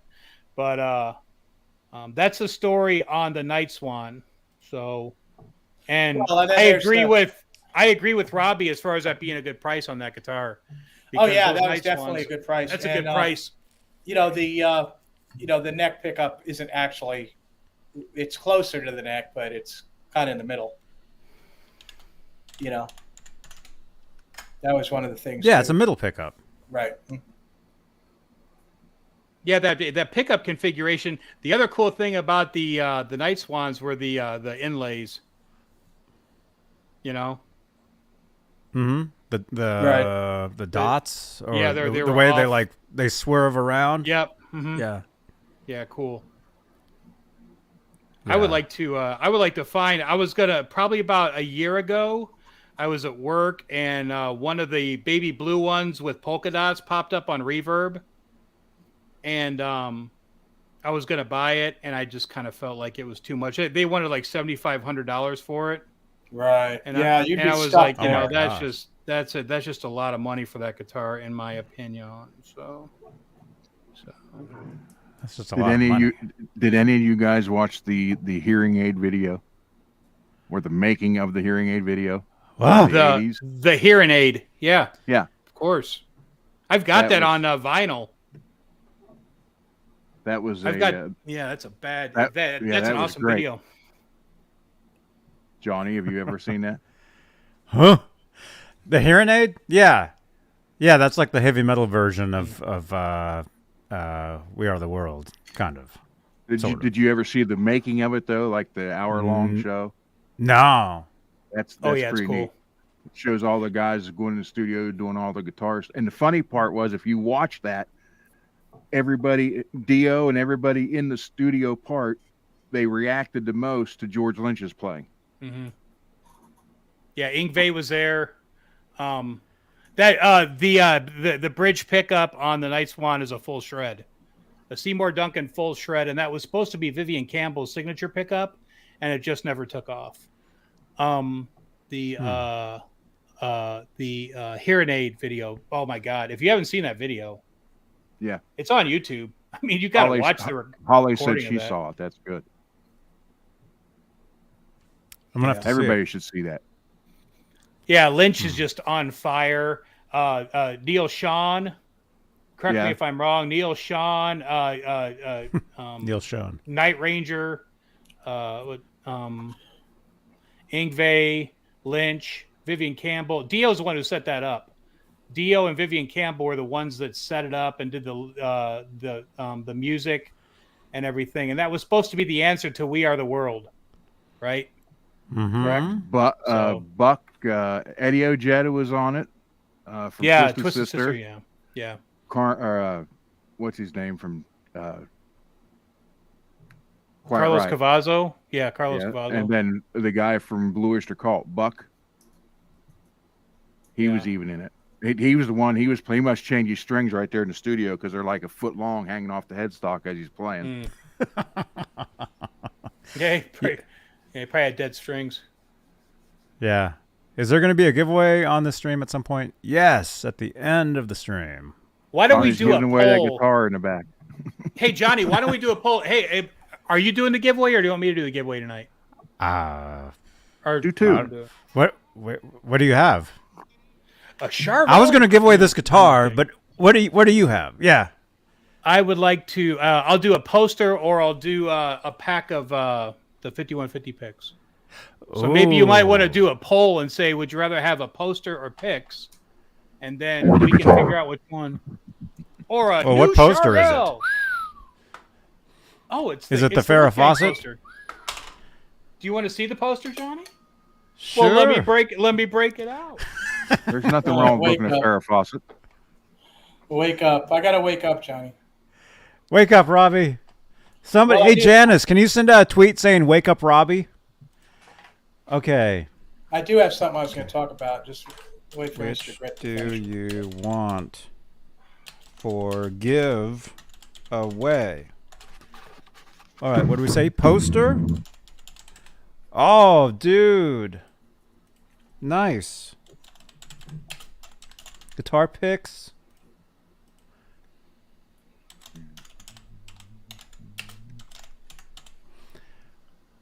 Why is that not 1998 NAMM show poster. Ooh. There you go, Sky Prop. Brand That's new. right. Brand new.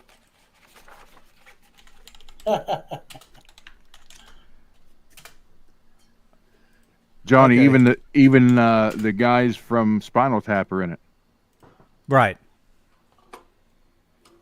What's his name? The guy Lenny and Squiggy from Yeah. Laverne and Shirley. Yeah, Michael McKeon. Yeah, he's sitting there. And Uh, they asked him about Yngwie playing, and he Uh. says, "I like how he puts Yngwie J. Malmsteen in there, so you don't confuse him with all the other Yngwie Malmsteens." Then he said, "Then I took my guitar and made a coffee table out of it because I can't play it like that. So why bother?" Robbie's Gong. yeah. All right. What do you guys want for the giveaway tonight? That 1998 EVH poster, EVH guitar picks, or Robbie's Gong? Vote now. Hello, Richard Poole Hello, Richard the U- Poole. from the UK. Hey. Cheerio. What time is it over there? It's like 6 in the morning or something. Sunday morning. Time for tea. Time for tea. Actually, I've got tea in here, so it's tea All time. right, I'm waking up. I'm waking up. Oh yeah, Rob- Robbie's got something. He's going to hit himself in the head with a guitar body. That'll wake him up. Continue biting, Ron. No. I'm on Now, it. you guys know that I've been working on this now. Today I worked on this a lot more. You could see that I finished with the modification here, so there is no bulge out of here. I've also taken this edge down, so the edge is square. So it's square. I did it around the edge on it too, and I also hit this side of it. In which point, what I'm doing now is I'm working on this horn. And if you look closely here on this horn, You were you working can the see horn where- last night too, Robbie. it's still a little fat over here. I still want to get some of this round out. And the way I'm doing that is I'm taking the edge off of it. So it'll have a squarer profile. You can see it really well along this edge here. How come that guitar's not done yet? You can see how more square the edge is along the side. So I tried to get rid of that round because Lynch's guitars were pretty squared off. They weren't really a round thing. Yeah. And that's what I'm going for. So I still have to do this horn, and I have to hand sand the horns out, which is difficult. But that's going to be like a whole other day doing that. Then you got a whole other day hand sanding out the paint on the inside cavities too, which is there's no business being paint there, So that's what I did today. I really hit it hard, and there's still a little bit areas that are a little round. You can see right there on the corner where the cut comes in. But what really works well is the small piece of paint where you can see where, just that little piece of paint is, and you can gauge exactly how flat it is and how much more of an edge you have to do. And I'm really digging it because I'm really liking, the squarer edge, that it's not rounded, it's squarer looking. And I'm really digging that, and getting rid of this, underbelly piece, and now I'm going to work on this horn to get rid of this little bit of bulge up here to flatten that. So it's coming along. It's getting close. Did you figure out what pickups you're putting in it? Oh, I already know. It's getting a 78 Seymour Duncan staggered winding Alnico 2 custom shop. I already have the pickup. Who wound that pickup, Robbie? Marcelo Juarez. Hi, this is MJ from the Seymour Duncan NAM 2023 in Anaheim, California. You're watching Johnny B. Johnny B. Johnny B. Okay? Thanks for all your support. And I mean, just to What kind of pickup was it? perfectly clear, the pickup that I have now was custom wound probably 2 months ago by Marcelo Juarez. Hi, this is MJ from the Seymour Duncan NAM 2023 in Anaheim, California. You're watching Johnny B. Johnny B. Johnny B. Okay? Thank you, G. G loves the look. I love the look too. I'm not going for a Beretta here. I'm not going for the rounded edge. I'm going for the more square type, similar to my, my experimental Grail body that was rejected, which was really squared. And another thing that I would like to do is when I sand out these horns, I would like to square them a little bit to make them look more pin routed like they were in '82. This Hey, is Robbie. an '83. I have a question. What's the opposite of a cat? A dog. Hey, this is Cody Van Halen, and you are watching Johnny Bean TV. You guys know what the horns look like. You guys know what the horns look like on the Grail body, and how they have that little bit of squareness coming. So I'm going to try to recreate that too, because I really like that look. And of course, I'm going to fill in this stupid route for the truss rod adjustment, because anybody that builds custom guitars that's worth their salt will rip that neck off and adjust it if you have to. That's how I roll. Oh, and there's more. I broke this out today too, just to show you guys, what's going to go with it. And this is the 85. Does that sticker say made in China? There's nothing made in China here, Johnny. Absolutely nothing. I broke out the 85 Grail neck ESP non-tilt one piece 48th Street banana neck, right? Which we say the R4 nut, the R5. I hand filed this this shelf for this slammer nut and drilled and countersunk it, and it says made in Japan. It has the sticker made in Japan. In 1985, they were not putting the stamp on the heel anymore, but they were still making. The last year they made these, and this is going on here, and it fits very nicely. How tight is that? It's tight as a frog's ass, Johnny. And as you can see, it's a mock-up of what this guitar will eventually look like. Well, after it's painted Alpine white from Marty Bell, single color. Are you painting the headstock? Yes, headstock matches body. Are you putting a logo on it? Yes, old style logo, old style Kramer logo, like I wear on the t-shirts or like most of my guitars have, will be just like the Grail guitar in the right position with the Kramer logo. Are you putting Goto tuners on it? No, this is getting black shallers. It is getting black shallers, but it is getting a round string retainer. I have a R5 round black string retainer for it too, which I was amazed that I found. So it's gonna look pretty good, and it's gonna be worth near as much as the other, but it will have the neck pickup, which I haven't got yet. I'll have to get an Alico 2 bridge. What's the neck pickup going to be? It's going to be an Alico 2, probably production line. What kind? Seymour Duncan, wound by Marcella Warren. Hi, this is MJ from the Seymour Duncan NAM 2023 in Anaheim, California. You're watching Johnny B. Johnny B. Johnny B. Okay? I'm anticipating this go together really good.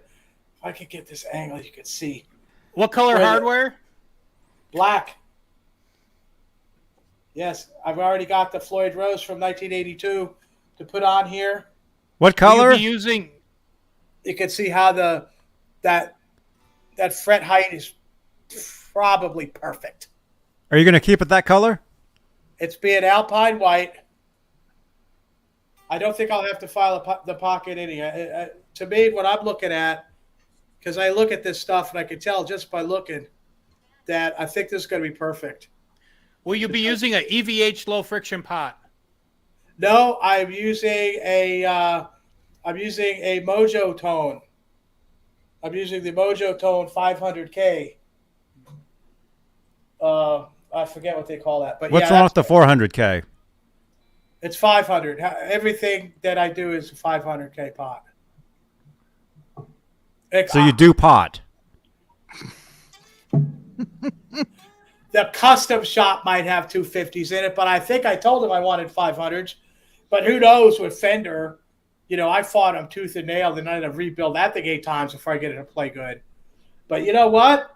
When I had those parts from the 85, and I was moving, and I couldn't hardly move. I was being diagnosed. I was having a really hard time. I was going to live with my sister who died, and I never went out there. But I tried to give those parts away to the guy that was helping me. I was going to give him the Isaacson body, that Charvel guitar neck, the San Dimas 82 neck that I gave to Scott because I could never get that to play right. And the 85 body, the Alpine White, and the experimental neck. I was just going to give it to this guy. He didn't want it. Okay, so I still had these parts. And when I got to where I was going to put them together, make guitars out of them, I told, before I started dressing necks again, I went to the Guitar Center, and there's a guy, Jeremy, that works here at Norman Guitar Center. And I told Jeremy I wanted the frets on that banana experimental neck to be the same height as these. What's a does? Right? And I mean, I wanted the action the same, and I wanted the frets as flat as these Gibsons. How flat did you want those? As flat as these. Oh, these, I thought you said, oh. These frets. What kind of pickups in that? Oh, these are just the Gibsons. I believe they're Alnico 3, and I do not think they are wax potted. I've got to really be careful when I play this guitar. It's not like I can let it really breathe like the ones I build. Hey, Skyprop's got a good question. He said, what kind of switch? Now, what I'd recommend on that guitar is put a push-pull, like Lynch. Because you already filled all the holes. You might as well just put a push-pull on it and keep the one volume knob, right? That's a really good idea. I was going to drill a hole and put a push-pull. in. No, put a push-pull. Get a DiMarzio 500K push-pull. Huh. That's what you use on that just guitar. do that. It would look a lot better. Yep. It'd be clean. Would. I think Grit, I'm going to write that down. Yep. DiMarzio Janice, can you 500K. tweet that out? DiMarzio. Yep, 500K push-pull. They're all over eBay. Janice, can you send a tweet saying Robbie needs a 500K push-pull pot? Thank you, Grit. Very nice. And thank 40 Grit as well. Anything for you, sir.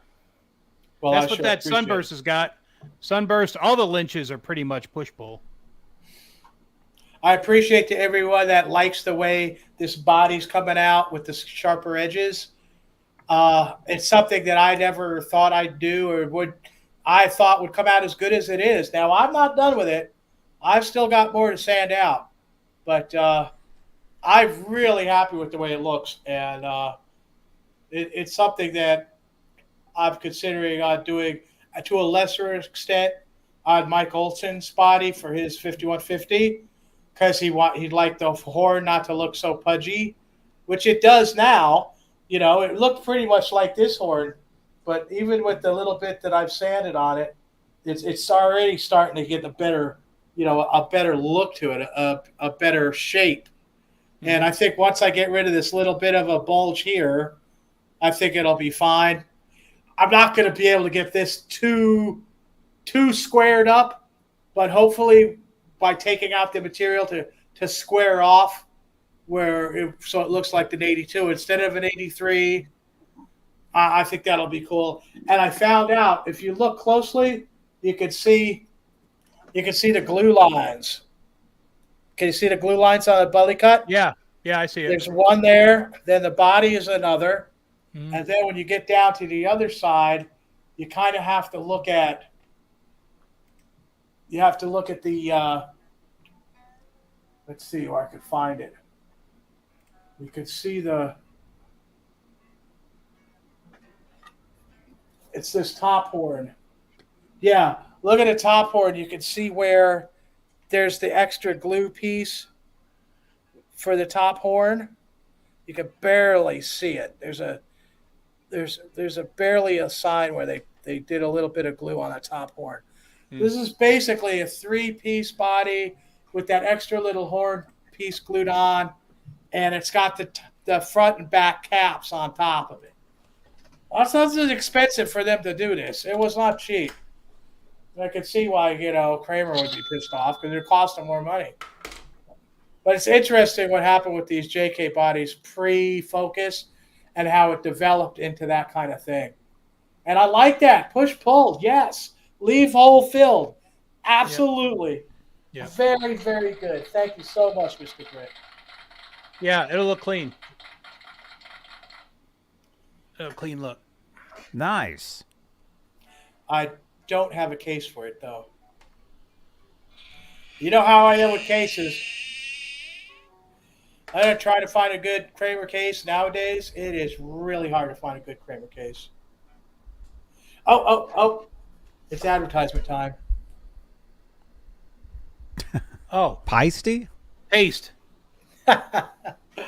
Well, it's paste if you talk to the family in Switzerland. It's peisty if you go to Germany.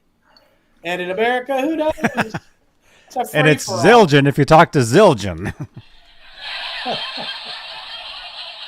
That's right, folks. As of today, I am 19 days.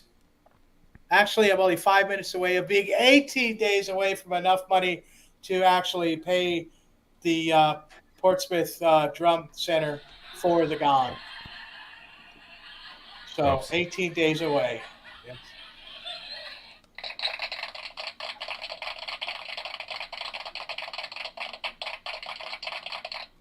Well, how's your poll, Johnny? Everybody's going to want my I forgot Gong. about the poll. I should have let it die. What do you want for the giveaway? 58% 1998 EVH poster. That's a PV. 32% Robbie's Gong. We were close. 9% EVH guitar picks. Wow. I like the poster. I mean, it's a little late for me, but still. Well, the good news is for whoever wins the poster tonight, it will be shipped on Monday because 40 Grid is off Monday and Tuesday. So I will be mailing that on. Oh, and this just in, I just got a text message during the show that I will have a new guitar next weekend.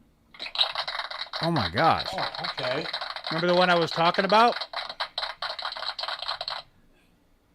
It's the last one he's doing. It's the last one he's going to do. Oh. And I got it, and it'll be here this week. So, Skyprop wants my PayPal just in case he wants to help out with my Gong fund, and that would be PayPal circle with the A at Robert Stingles. That's ROBERT STINGLE. And thank you for asking, sir. PayPal.com. What? Brewski's Robert? chair wants to hear some Bark at the Moon. From Ron. No, Jake said I play it wrong. Friends and family. Yes, sir, Skyprop. I to tell you the truth, I've got enough subscriptions to go with the whole thing with Super Chat and all that, but they take a lot of money out of that. If they said you $10, Johnny, you get like what, $6.50 or something, right? They take a bunch out. I'm not. Something's fretting out. Ron, is your guitar fretting out? No. It sounded like it was fretting out, sir. Robbie was fretting out. No, Robbie, believe me, I know all about that. I know. I'm the one that told you that. What are you talking about? I think that if you could put out your PayPal and you could go friends and family, pretty much that's what I'm going to do. I'm not going to. I really don't want any of these perks that they give you for going over what now is 500 subscribers. They've lowered it from 1,000. And if you let me just check quickly here. Yeah, it's 500 now. If you're at 500, you can get monetized. And right now I'm at 692 subscribers. So I'm well past it. But I'm really not going after that. It'll interfere with my medical costs. It basically screw me up. So I will do the PayPal thing though if you guys are nice enough to actually help me with this. But I'm close. I'm very close. But that's the same thing. right? I don't know. Is it? If you go Yes. friends and family, it's not taxable. It's all taxable. Yes, all of it is. It doesn't. But if friends Any and family, donations are it's all yes. And yes, you still need watch time, Larry Riker. You still need the 1 million years watch time on your channel. He wants to. Can you enter from the UK? You mean for the giveaway? You're automatically entered if you're in the chat. Now, I'm not shipping to Europe. I ain't shipping to Europe. Sorry. Yeah. I'll have to take out a loan to do that. Well, if anybody wants to help donate to Robbie's PayPal, Robbie will cover the shipment to Europe. What?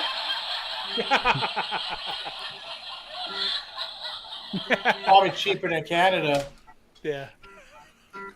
I thought you were driving to Canada. I'm not driving to Canada. You were going to pick up Zach Thong, and you guys were going to go to Hippies. Oh, that's a good way to get shot. That's what you said. Yeah, Sky, the gong is going to be as big as the whole stand. Just picture the round stand outside of the gong. It's going to be huge. It's going to take me a while to get the stand too, but yeah, it's really been something I've tried to do for a very long time. I'm excited for you. Thank you. I actually Are you going to set up in your living room? Once you get That's it up, the are you going to plan. set up in your living room? Yeah, that's the plan, to move everything in the living room. Can we get a tour of the living room? I'm going to have to Thank get you, a Peggy. modem. I'm going to have to get a modem so I could get the Wi-Fi out there, because it reaches here, but it doesn't reach out there. And I have to study on how to record using the interface and the computer, because the sound acoustics is going to be different in that room. What was that? Get a good tax guy. What the hell? Where I'm at now is I don't have an income that is taxable where I am with the medication. I can make a certain amount without going over and still stay in a safe range. But yeah, so it's all pretty close over here. Usually those conversations are on like Sunday mornings. Like the tax show on like the radio. You could do that with your Sunday sounds. You could be banging the gong and be talking about taxes. Tomorrow's Sunday Sounds is going to be Jungle Boogie. It's going to be Jungle Boogie, man. And I might even sing a little bit on that one. Oh, G knows what I'm talking about. Yeah, it's tough, but, you know, when is Robbie's fascination with gospel? It started in 1976. My fascination with Gong started basically with Led Zeppelin 2. Okay, when I heard Bonham do da-da-da, da-da, da-da, what is it? What should ever be? Was that the one? Stay away. I don't know. In the chat, what song is he thinking of? Yeah. Yeah, I thought that's that was the a one. typo. Yeah, I it's don't know Gong. if He I said could- Gong. I don't know if I could remember how that goes. Mr. Softy said that he would like to hear the gong. Okay. But we can't play any Led Zeppelin on this channel.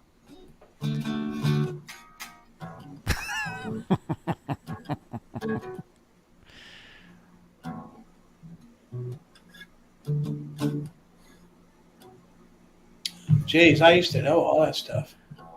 How did it go like? Wow.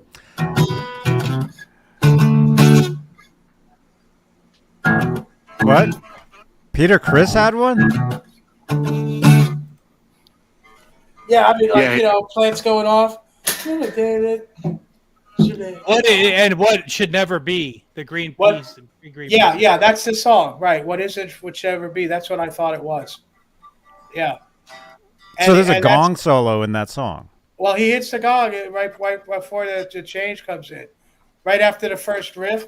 And that was only the 30-inch gong, and I always thought it was a 40. But that's really when it started. I wasn't really drawn to gong from like Floyd Pompey or anything like that. Bonham was tastefully playing the gong. He knew how to warm it up. He knew how to bring the sounds out of it. And that's what I liked. It was just smashing the thing. Yeah, that's the song, and that's what really started me. And I was way into Bonham. And actually, when I first started playing drums, I started playing Bad Company songs.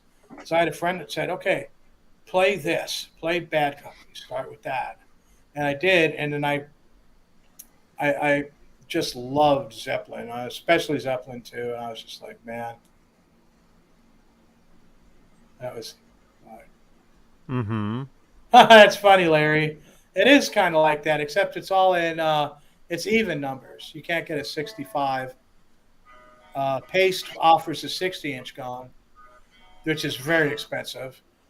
They offered a 50-inch gong, which is also very. Oh, look at that! Oh, that's sweet. That's the 36-inch gong.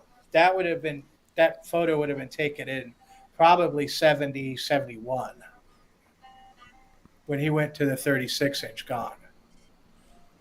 And there's his on the stand on fire too. Oh man, that is cool. Well, I would say that's hot. I just loved the way he played the drums, man. I just loved it. Hey, are you going to light yours on fire? No, it would be Yeah. it would be the stand would be on fire. If you do decide to light it on fire, make sure it's on a Saturday night and make sure it's televised. Yes, make sure we're live when you do that. So we can all listen to the 911 calls. We can all watch you Obviously. screaming. Obviously, it would have to be somewhere outside. It would be a major. It would be a major deal for me. I'd have to move the drum set out into a desolate area, and then play. Wow, I love that. Look at John Henry Bonham. Oh, you gotta love that. That's You the know, it was his son's 36. birthday yesterday. Yes, well, his son was a Zildjian man, though. His son was not. Don't burn down my house. Oh, you're sweet. No, it wouldn't be anywhere near it, and it would be hard because that stand's going to cost me $600. So, like lighting it on fire would be kind of like, oh, I don't know, you know. Now, is that included in the price of what you're putting together for the end of the month? Or is that going to be a whole other thing you're going to have to do to get the stand? That's a whole other thing, the stand, yes. So if you get the gong, if you pay for the gong, you don't have anywhere to hang it. True, but I will have it. That it will be in the house. It will be in a. Now, see, is that that looks like that's old days. That's the 30-inch gong. That's the one I have underneath the 32. Right there, that's like Zeppelin 1, the 30-inch. And he played a 30-inch on Zeppelin 2 in the recording also. It wasn't until he went on tour when he got the 36. And then this guy over here, he's playing, that looks really big. I don't think that's a paste. I don't think that's a paste gong. I'm not sure. It doesn't look like it to me. That's Carmine Apiece. Well, that might be. That looks like I'm not big enough to where I can still name drop. I saw him walk into the bathroom at the NAMM show one time. Did you follow him? No, I didn't.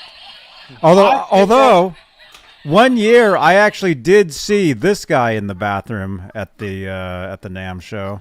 Hey, this is Stu Hammond. You're watching Johnny Bean. Thank you. That's a good. Raven says, "Hang the gong from the ceiling." I have an engine hoist. I could probably hang it from, but that's too hokey. And You have a what? An engine hoist. You know, that you pull the engine. And you said it's too oaky? It's too hokey. But you're in Oklahoma. I don't care. I'm not going to be the hillbilly gong man, and I'm not taking any chances. Well, I think you are.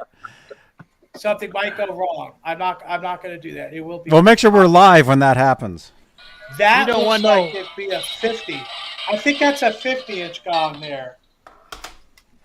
I don't think it's big enough to be a 60, but it could be.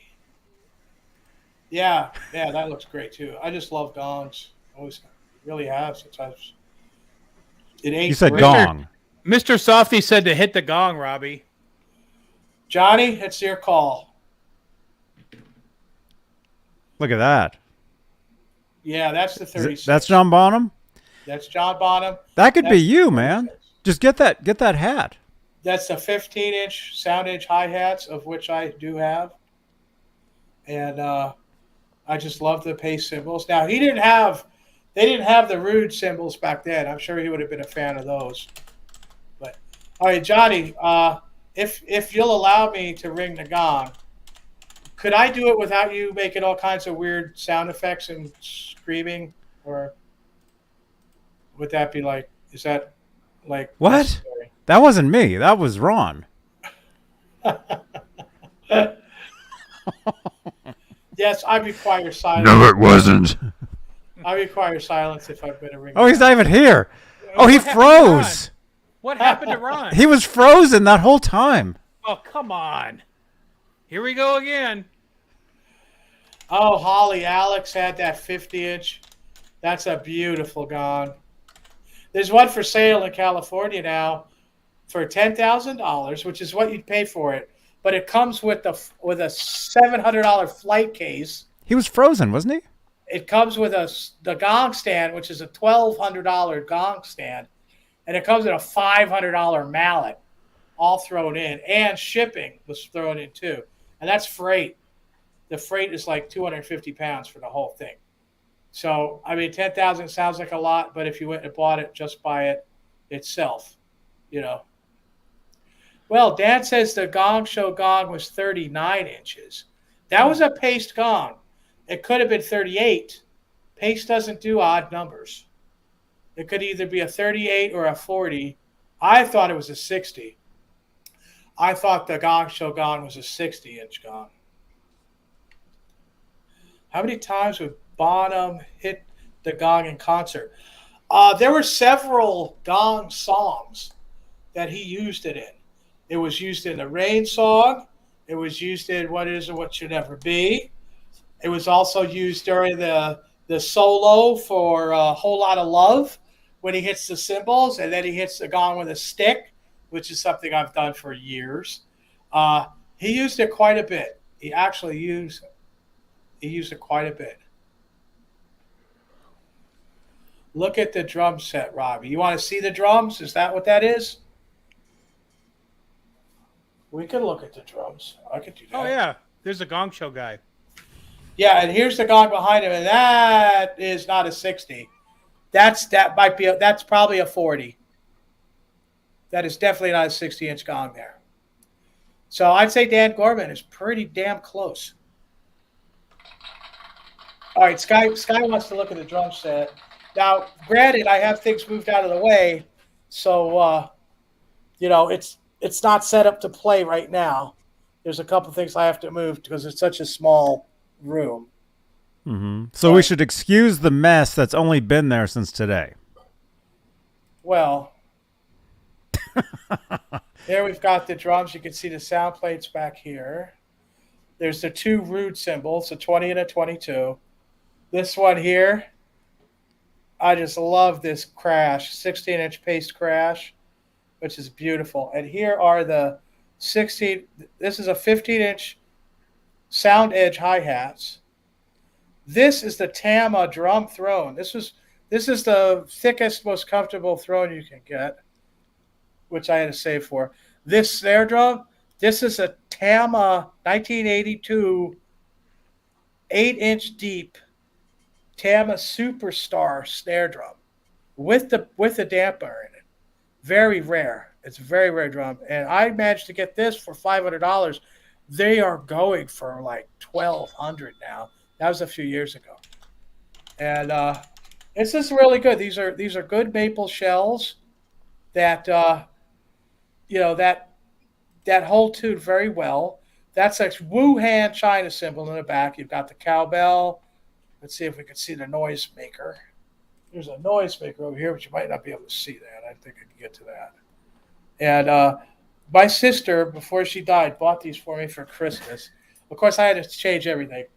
These Tama gongs, these are Tama boom stands. You see the iron boom on it for the counterweight. And over here, we could see the bigger boom on the super heavy duty stand holding up one of the roods, the paste roods, which are basically unfinished cymbals. And it gives them a harder edge and more of overtones. And that's a Sound Percussion Lab set, of which I have changed a lot of things. But this was sold. My sister bought this for me probably about 5 years ago for Christmas at Guitar Center for $400. And these shells are true.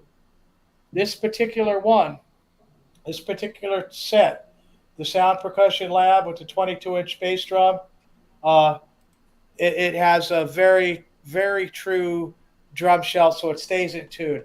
The cheaper ones won't. You won't be able to keep it in tune at all, you know. And while we're here, there's the 30. That's my gong I got in 1978 that I talked to Paste to actually order at the time. And you can see how I've got it attached to the bottom of the gong stand. And it's kind of a jerry rig for now. And I plan on getting the small little gong stand for that. It's about $238. It's a C shape, and it only sits up about maybe 5-6 inches off the ground. But that'll be fine for this gong because right now this gong is an accent gong. This is not like the Big Daddy. And then of course we have the 32-inch symphonic gong, which actually measures 33 1/3 inches. So which is so cool. This is just a China cymbal that I don't even know who made that, and I keep it there for that. Keep it there. Yeah. And I've got a couple of other cymbals in the other room, and I bring them in and some rototoms sometimes for Sunday sounds. And of course, these sound plates. These sound plates are super rare now. Now, I paid about $3,000 for these 4 plates when I bought them in 1992, I believe. Somebody just sold a set of these with the black letters. These are the red letter. The red letter was the better of them. They were a little higher quality than the black letter ones. He sold those as a set for $9,000 for all 4. They're very rare. I had it for years and years. I took them out of storage. They were all packed because I was going to move, and set them up in here. And as you can see, I'm really running out of room for stuff in here. So a little tour around the room for you guys. Can we see the rest of your house at some point? At some point, yes, at some point. Now I'm not ready for it yet. You know, it's kind of messy in the it's kind of messy in the living room. You know, there's Chuck Barris. This is Gong talk. Gong talk. Gong talk. That's right. Raymond says he had a great gong sound. He was a big fan of Paste, and yeah, he was terrific. He gonged extensively. He did the timpani thing. He did really well. We have an offer, Robbie. $1 million. You got to PayPal it, friends and family, though. Oh, good Lord. So, did you want me to ring the gong? Not like, you know, too long, or well, what does the poll say? According to the poll, 70% say yes, 16% say where's Ron because Ron froze, and we're worried about you. 12% said no. Oh, there he is. My laptop locked up. I had to restart it. Oh, dear. All I heard was Johnny say, "You said gong," and then everybody was stopped. I said that wasn't a typo. That the guy meant gong. I think this is long enough where I can actually keep the headphones in. That's Let what me she see. said. Looking. Oh, I'm kind of looking for the cane. Oh, fell down. Smash that thumbs up, you guys. Gong. Oh, yeah, the magic word for the giveaway tonight is gong. So everybody needs to type gong in the chat. And it's okay if you misspell it. Okay. You got the only name that works on. That's weird. Gong. Everybody say gong. Take a little bit of time to get over there because I'm just so zippy.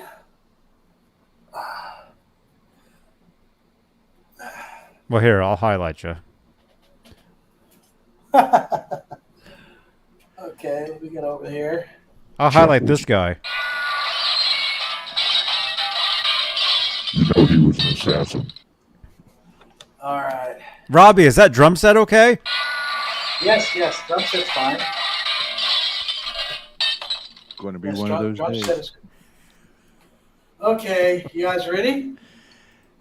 We're ready. Are you guys ready in the chat? We're ready. Go ahead. Oh yeah, say rolling. Rolling. Say hello. Hello. Hello. I'm gonna warm this sucker up too. I get a really nice ring out of it for you guys. I had a dime every time I heard that. Yeah, I know. You're gonna make him Robbie. mad. You guys need to stop. Okay. He's You already guys- mad. You guys ready? Yes. Okay. Is everybody ready in the chat? Type yes. And please don't leave. You can mute, but don't leave. Okay, we're ready. All right, here we go.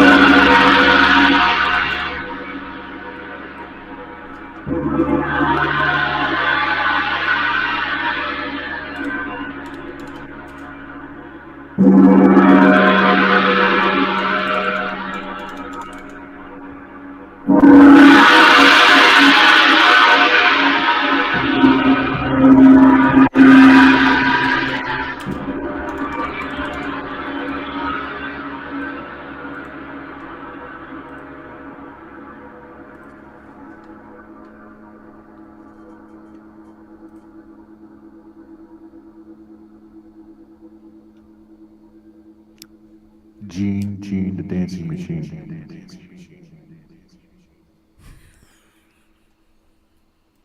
Well, thank you so much. I so enjoyed playing the gong for you. Thank you, Fred Willard. Or whatever that guy's name is. I did use the 30 in there for a little accent during the gonging. That's what she said. Thank you for thank you for giving me the room to do that, Johnny. I appreciate it. That was very respectful of you. Thank you. That was just like the Unchained video. Yeah. Robbie glad needs you to got that. smash that. Yeah.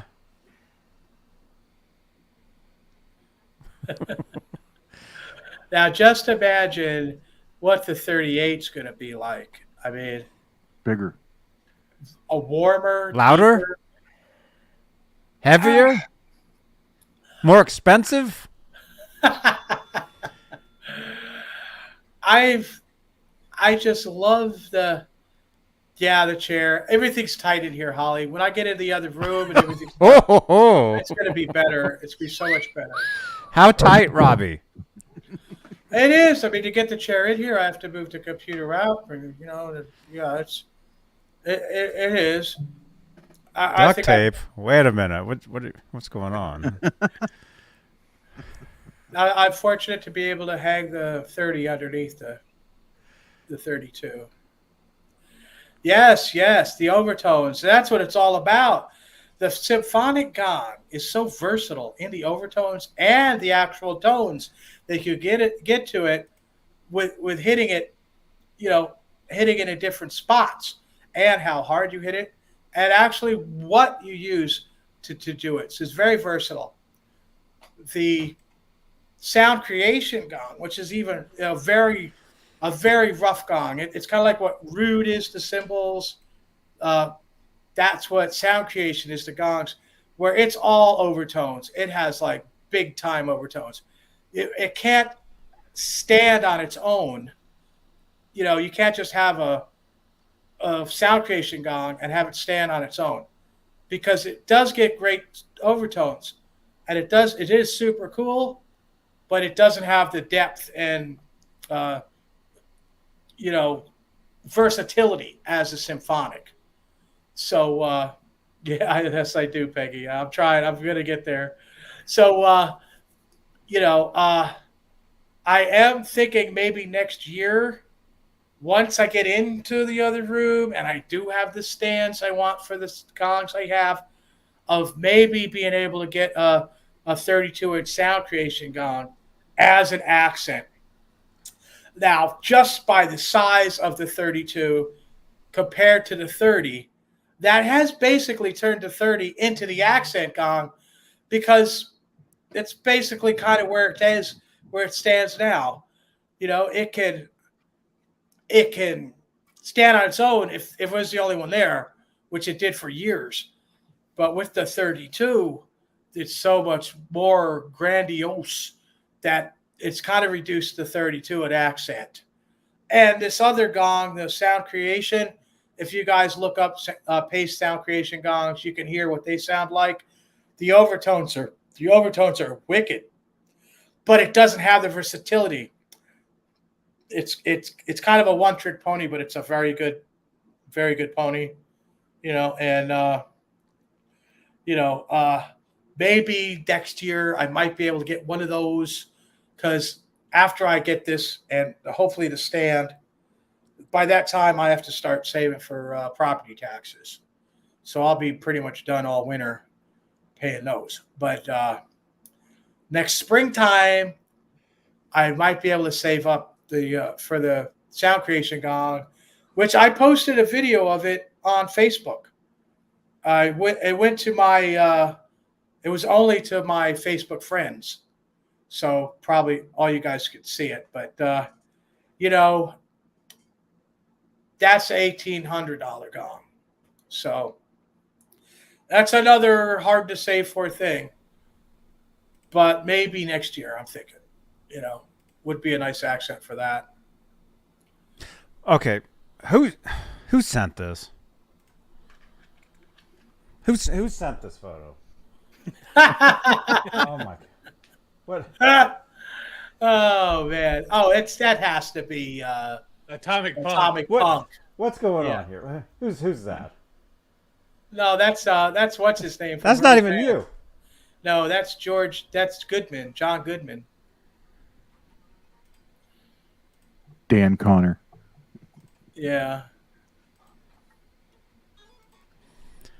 Size matter. Yeah. I really liked that. When I got that video from the Muppets, from Jungle Boogie. The Muppets. And I took to, because me, myself, an iPhone. His name's Ben. He lives over in Oklahoma in the corner, northeast corner. He sent that to me, and he said, "You're not the only one with a gong." And it starts off with Animal hitting the gong before he goes right into the Jungle Boogie. And I just took to that like a fish to water. I was just like, yes, look, it's Animal. He's hitting a gong. That's so familiar. We need to see you hit the gong with a flaming mallet. No, mallets are way too expensive to set on fire. No, we won't do that. Peggy, thank you for your comment. Nice comment. Thank you. Thank you, Peggy. I enjoy being on. Thank you. Yeah, thank you, Peggy. That's a really nice thing to say, Mr. Yeah. Great. We like it when Robbie lets other people talk on the show. I'm fascinated by the Gong stuff. I'm learning Hi, something Laz. every week about the. I'm learning something every week about the gongs. Raymond has a good question. Can you make a gong stand by yourself using plumber supply? It would probably cost me more to have somebody try to fabricate something out of, pipe like that. And it probably wouldn't be as good. So I probably wouldn't even try. There's lots of people. There's a whole gong world out there. I mean, I check out all these videos and all these people, and they hit their gong, 20 minutes. They never ring it out. When I play the gong, I warm it up, and then we hear the whole thing. Foreplay. It does what it does. You have to have the vibrations in it accumulated before you really can ring it and have that just explosion, that blooming of the gong. And I mean, geez, these people are just like, they got their candles and they're all like, and they're like, bing, bing, bing. It's 45 minutes later. I want to hear, bing. And it's Bean. like, maybe nice. and I'm like, I want to hear what this 40-inch paste symphonic gong will do. And they never ring it. I think that's a typo, Brad. Oh!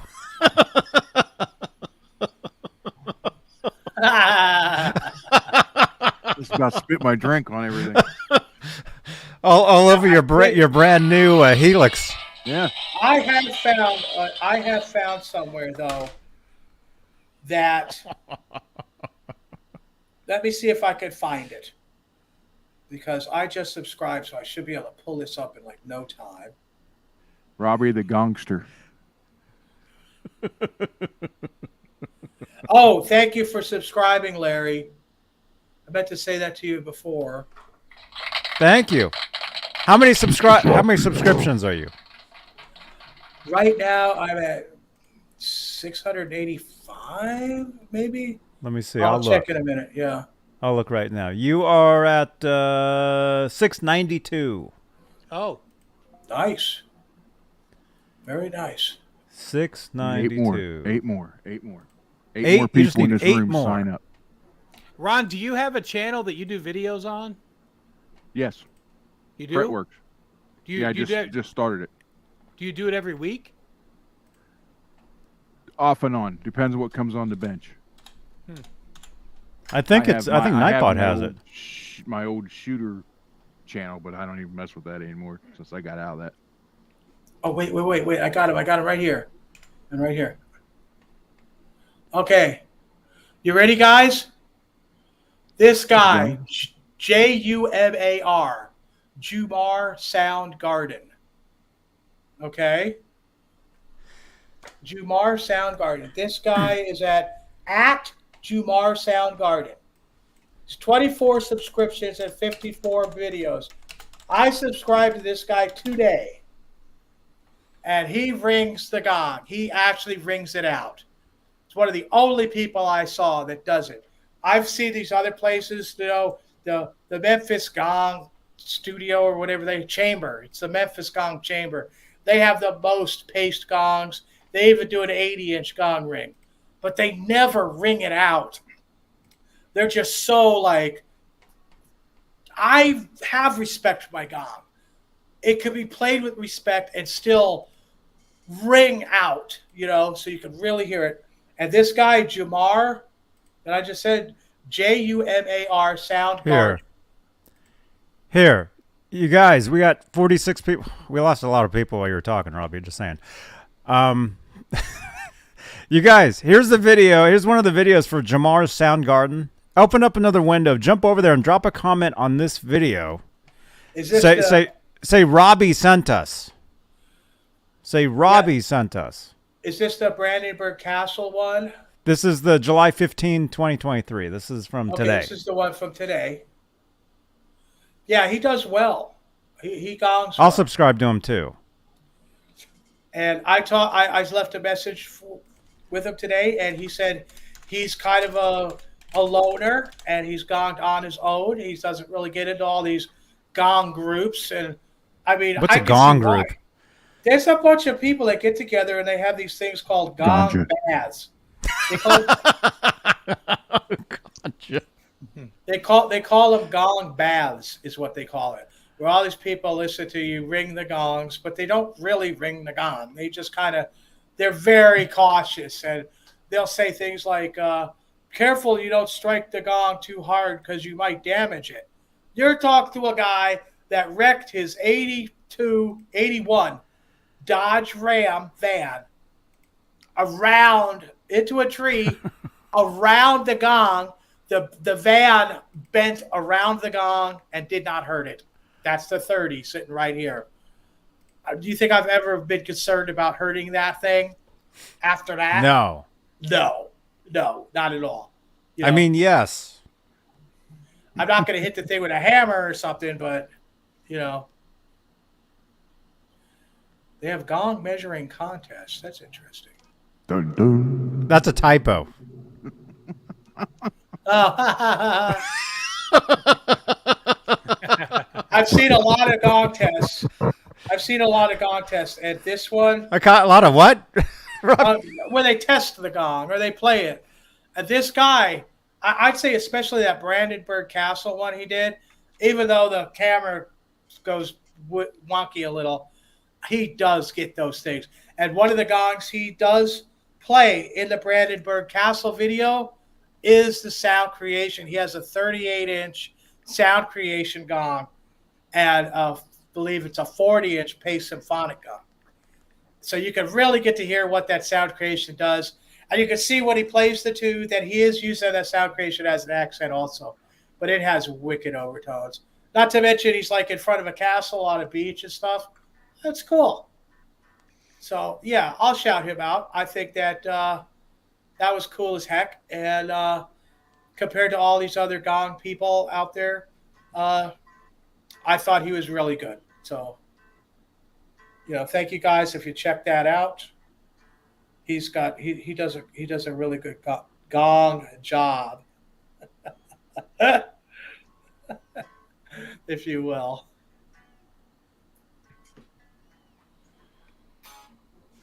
Yeah. Yeah. Holly says she needs to get a life or a gong. That's funny. You know, this whole YouTube thing's made me have a life. I don't know how many songs I've written in the last 3 months. I think I'm up to 200. All this stuff. Dang. This stuff with the guitars. Everybody wanted to know about Kramer and, you know, stuff that happened to be there and all the work I've done on guitars and interest in the music and Kurt. Inspiring, you know. Kurt asked a question, so I'm showing him. Oh, it's a kiss. Oh, yeah. Oh, yeah. He wasn't here earlier. It's the Ace Frehley. One of them.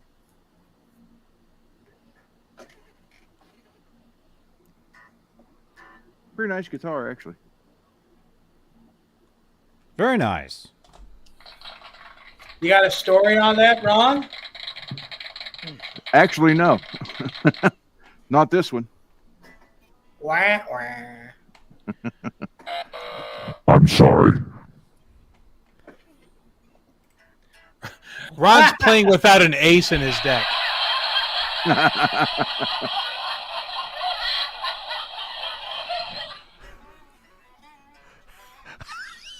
That is you. All right, I tried. Wait, that is you, man. Damn it, Rosie.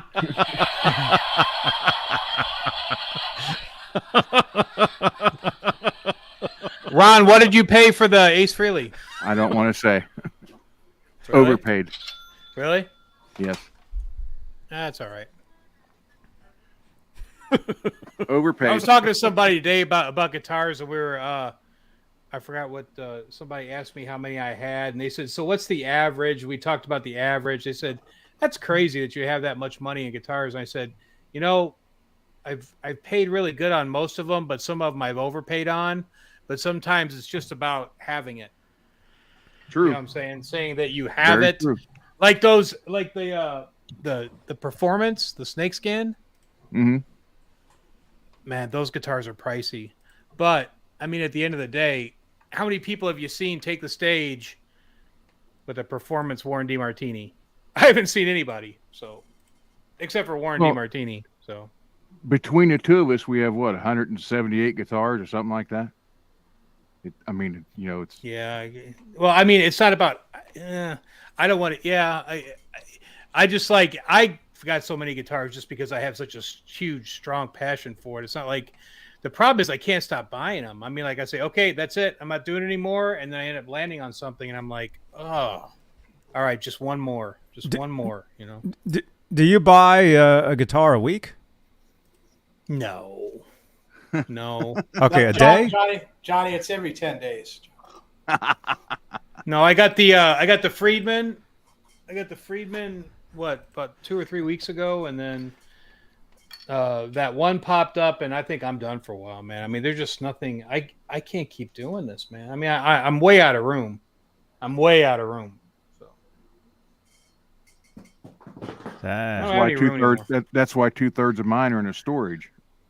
Yeah, but see, the problem with storage in Phoenix is the humidity level. I've got a humidifier in here. You know, I keep my stuff. I keep this room at 40 to. There's my gauge up there. I keep this room at 40 to 50% all the time, and I've got to do it because in Arizona there is no humidity. So you go put something in a storage unit, and you're going to have zero humidity, which means the guitar is going to dry out. So that's why I can't go put stuff in storage. And it's good that I can't go put it in storage because if I did, that would enable me to go buy more guitars, which I'm not going to do. So hey, good questions here. So I just saw even a cheap guitar would be good if it felt good. 100%. I've got cheap guitars. I've got lesser. There's no such thing as a cheap guitar. There's lesser expensive guitars and there's more expensive guitars. Rico asked me at 40 grit, how does the Warren Frenchie compare to the Snakeskin? Identical guitar for Charvel. They're identical, just different paint jobs. And now when you compare the Snakeskin, I thought he said, what? How do you compare the Snakeskin Charvel to the Snakeskin Real Deal Performance? No comparison at all. Zero comparison. The performance guitar is a 100%. It's just a quality build instrument. Those guys are performance. If you never checked out performance guitars, check them out. Yasu and Cooney are the Cooney's the owner. He goes by Kenny. His name is Cooney, but Kenny is the owner, and Yasu is I believe the number 2 guy there, but super nice guys, and man, the quality of work that they do there is just awesome. I wish 40 would do a 360 of his room. I mean, I guess I could, right? I mean, it's not. What's my favorite guitar? You mean somersaults? No, she said, "Can I do a 360 of the room?" I don't. It's. Oh, we're on tour. So. Here we have a very skinny-looking Edward. That's Edward. He looks almost flat. So. Only 2-dimensional. Then you get out of the way. So you have more guitars than what's there. I got way more guitars. This closet right here is full. Oh, it's full. Look at all the Van Halen. Yeah. So. Dig the banner, man. That's cool. And then, I'm digging the road stuff. And then this wall that I face is. Wow! Look at that. A rare look at the double neck that Ed played. That's my computer. And then, wow, look at that headstock Eddie's got in that photo. That's an whoa. That's not even. That's not even. Nah, it's the glare. That's the Women and Children First. Yeah, it's yeah. That's okay. Look how huge that photo is. Oh, that's awesome. That photo right there of him sitting on the Echoplex. That's in his house. That photo was always like super tiny, like everywhere you ever saw it. Yeah. So I've never seen a photo that big of that. Hey, so the guy I got this from, check this out. Let's see if I can show it. Let's see if it shows. I don't know if it's going to. Can you see it? 2 of 145 of 195. Okay. So I got number 2. Guess who got number 1? Eddie. Yep. Oh, cool. The guy told me that. It was it's a series of that one, and that one over there. But it's printed on the side what it is. But yeah, Eddie got they're all numbered. This one's numbered 2, and that one over there is numbered. But wow. But that's what I look at when I'm on live. So, and there's my computer right there. So that's the 360 of the room. For whether you want to see it. Very cool. Thank you, Mr. Grit. Oh well, I mean, my pleasure. But back to somebody asked me about the Warren DeMartini's. Hey man, Warren DeMartini's just a beast, right?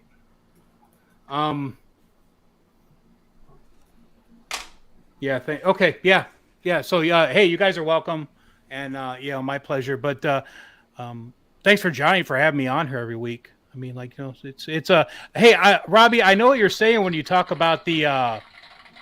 You kind of got like a purpose because I mean I work a lot, and then when I started coming on here, it's like I've had all this stuff sitting.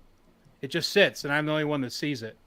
So it's kind of cool to share it and show it to people and say, it's not a look what I got. It's a more of a respect for what I grew up in, the era that I grew up in. I have so much respect for the music area, for what I grew up in. Mm-hmm. That's why I've got this stuff. I mean, so I can sit there and look at it. I don't play these guitars. I look at them more than I play them. Yeah. I just sit there and look at them and go, God, man, it was just so cool. When we were young, man, everything was music. I was born in 71. So I can tell you, I graduated in 89 and everything was music for us in Detroit. It was all music. Everything was going to concerts and music. And we didn't watch TV and we were out till the street lights came on and we rode our bikes and, that's what we did. Our parents were asking where we were at and it was just a great time, It was a good time. So that's why, I mean, I buy these guitars just because it keeps me in a happy place. You know what I'm saying? So, well, hey, Mr. Grit, if you need a happy place, you just hang out with us, man. You could message me anytime. You could start rocking out. You could start putting music, start a channel and start making some music. I'll help you with that. And then you could, play a different guitar with every song you do. You just let it go. Don't be like trying to play somebody's this or somebody's that. Just do your own thing, man. Once it starts rolling, that'll be it. It'll all be downhill. Yep.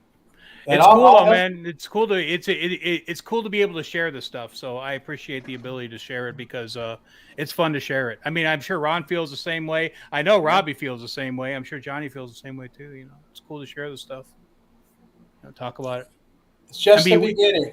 Think about it, man. We fill up 3 hours every week talking about there's never a game plan coming on the show. No. And we talk for 3 hours. About nothing. We talk for 3 hours about nothing. It's about nothing. It's hilarious. It's the YouTube version of Seinfeld. Yep. It's funny. Yeah. It's cool. Yeah, it's fun. And every once in a while, Robbie gets mad. Yeah. Oh, you must go away. Bite me, Ron. 1982. I was there. Hey, you want to do the drawing, Johnny? Yeah. A lot of people are talking about the drawing, so let's see who we can get it to win. And I'm not shipping to Europe. I'm just letting you know. I respect the European Union, but I do not ship across the pond. My apologies. All right. If you want to pay shipping, I'll give you a poster. All right. Have you shipped to Europe, Johnny? You have not. Oh yeah, I've shipped. Have everywhere. you? Oh Really? Yeah. Yeah. It's got to be expensive, right? Mm-hmm. Yeah. Yeah. Oh, the Atomic Punk's here. I'm kind of saddened that we didn't see anything from the Atomic Punk tonight. Mm-hmm. Yeah. Johnny Rock. Yep. Okay, you guys ready? Whoa, what happened? Like all of a sudden, like all these people jumped in. Cool. Oh. The strings came today. Ryan is saying, "Oh, right on, dude. You got your guitar strings. Congratulations." Here's your poster. It's brand new, nice and rolled up dude. and cool and wow. Old stock. new old stock with the striped Converse. Oh, dude. Super cool.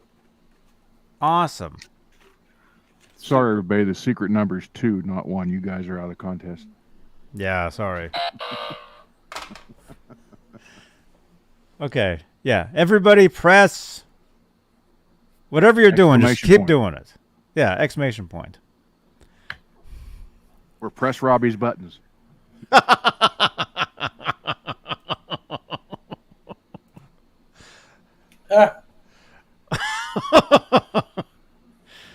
Me be nice, yeah. Be nice, everybody. Yeah. I'm going to beat Robbie to it. There we go. Oh, Robbie did it. Oh. She's not even here.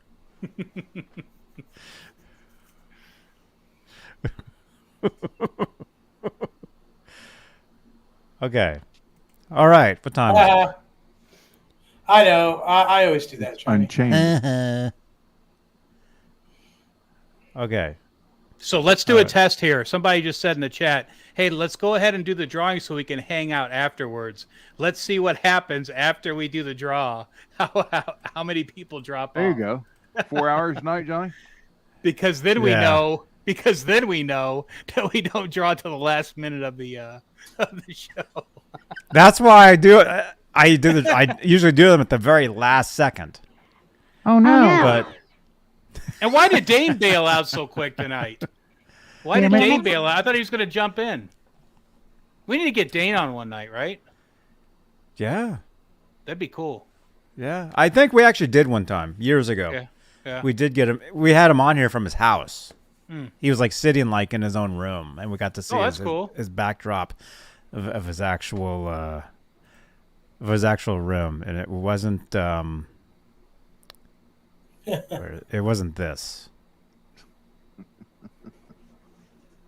Did that work? Yeah, there we go. There we go. It wasn't that. That was funny when you were on with Laz, and you were going, "Oh, wait a minute, here I am at," and you go, "Oh, wait a minute, I'm at Dane's," and you were switching it back and forth. It was hilarious. I was cracking up. I'm at Dane's. I'm at Dane's. Now I'm Here at have some Octopus Ears. strings. Yeah, and like you reached back for strings. Oh, would you like some strings? Here, let me get you. You guys want to see my actual guitars? These are my actual guitars right here. This is my room. Yeah, that's impressive. Yeah. It's pretty cool. I didn't know you were a Paul Reed Smith guy. Yeah. I am. Now, you want to see my actual bedroom? There we go. This is actually my room. There's no graffiti on the wall.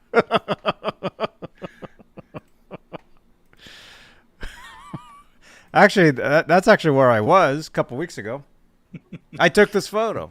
Yeah, here's the Starbucks where the guy cut in front of him, right? Oh, you saw that? Yeah. Oh, yeah, dude. Yeah. I couldn't believe it. That guy couldn't believe that, man. Unbelievable. There we go. Okay. Actually, that's Drawing right there. Is it time for the draw? do the drawing. There we go. Oh, one thing that popped my somebody mentioned the PV Vandenberg last night. I think Robbie did. Uh-huh. I've got a PV Vandenberg if you want me to break it out, but it's buried in my closet. I got to break it out. But if you guys want to see it next week, I'll break it out. Oh, cool. You know the Adrian Vandenberg, the PV signature, the pink. Mine's black, but yeah, I do have one. But the pink ones are super cool. I'd like to have a pink one. Mm-hmm. I've got a black one.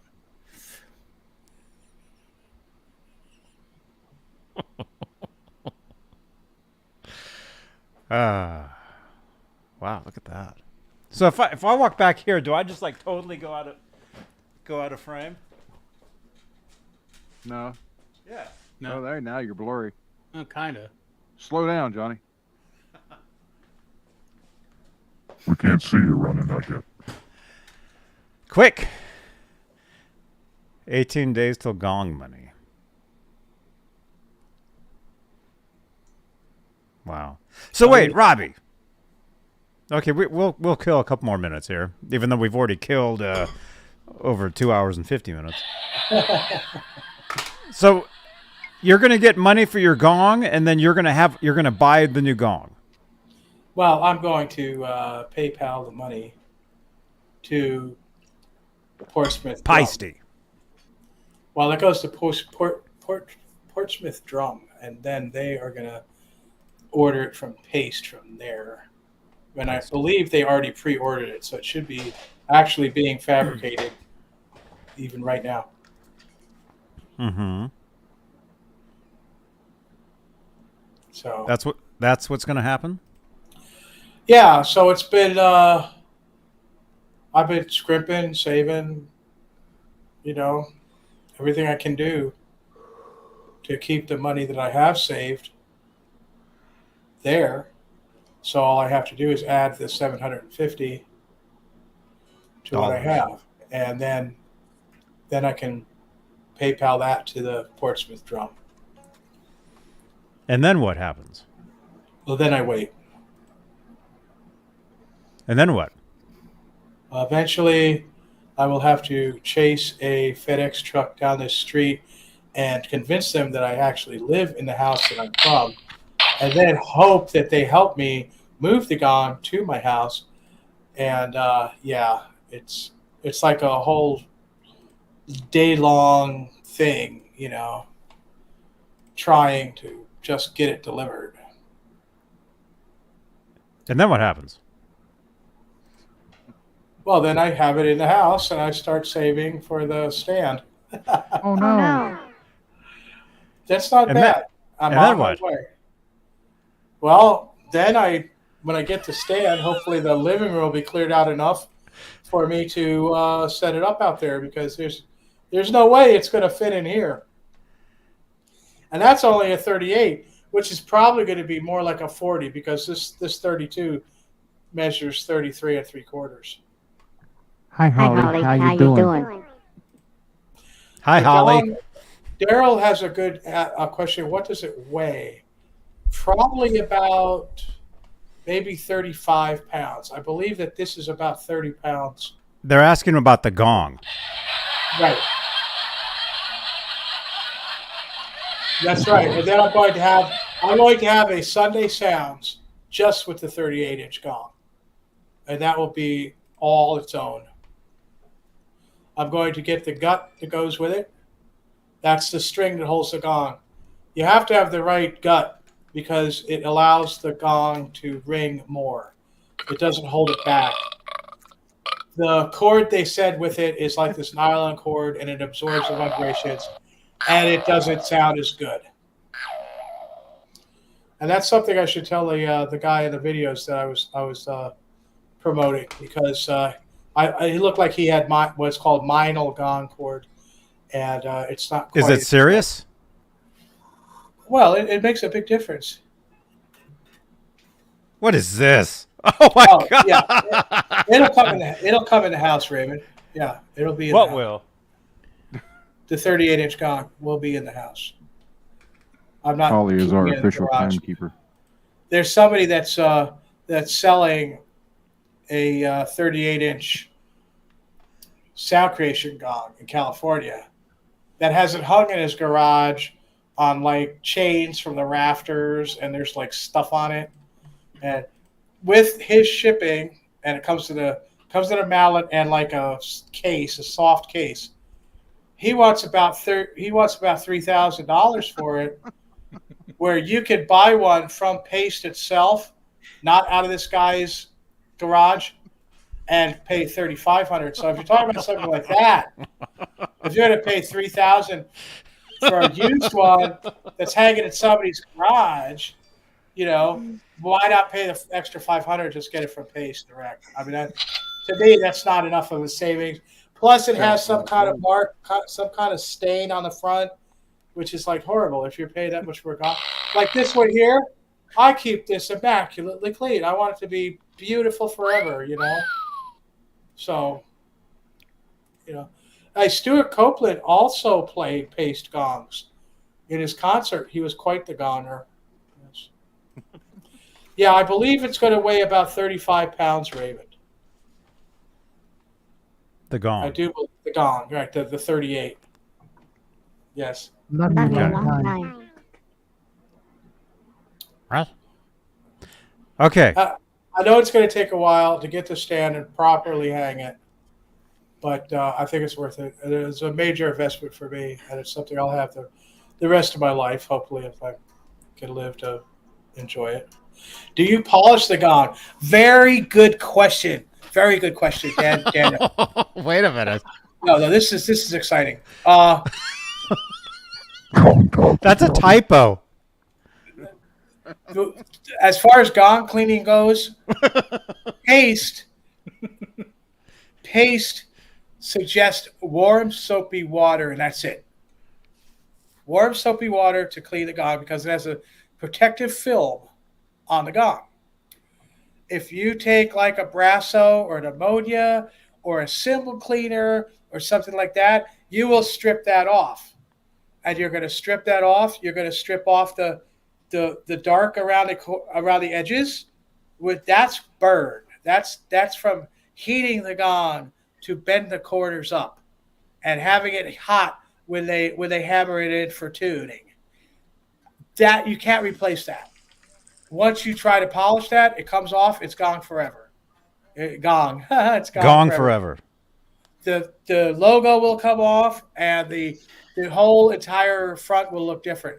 Now, the 30, which we saw the picture of earlier, I bought that in 78, and I had to clean that because it went everywhere.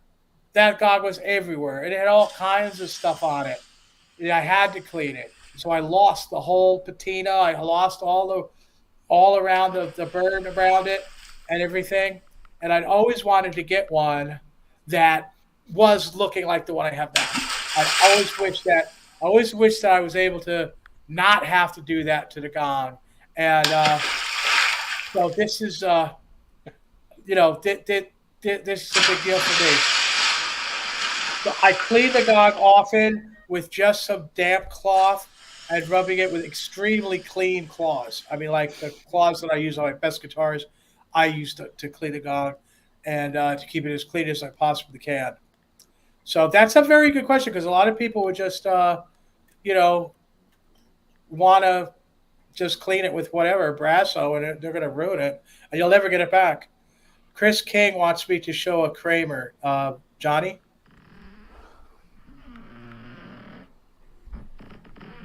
Johnny's sleeping. Wake up, Johnny. All right. Wait. You want to show a Kramer? Chris is asking if I have a Kramer handy to show. I'm asking you, Johnny, because you're the head honcho, the big cheese, the main man.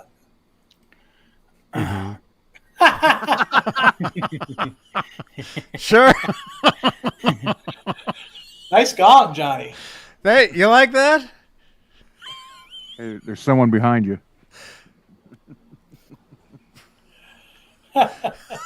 Oh my gosh. Oh. It's your father. Oh man! It looks like I'm sitting on his lap. Look, You want a for little Christmas Johnny. a new gong? Yeah, what do you want for Christmas, Johnny? A new gong. Luke, Luke, take me to your housekeeper. Take me to your housekeeper, Luke. I want your housekeeper. I want your housekeeper for Christmas, Luke. I don't care about your father. I don't care. I don't care. Actually, I might be your father. I have a lot of fathers, but I don't tell them. There's a lot of housekeepers in the world. I'll tell you what, yes. Oh my gosh. This is about, you're like life size to me here, huh? Yeah. Right? I'm a 50-foot man, I tell you. Isn't it? Right?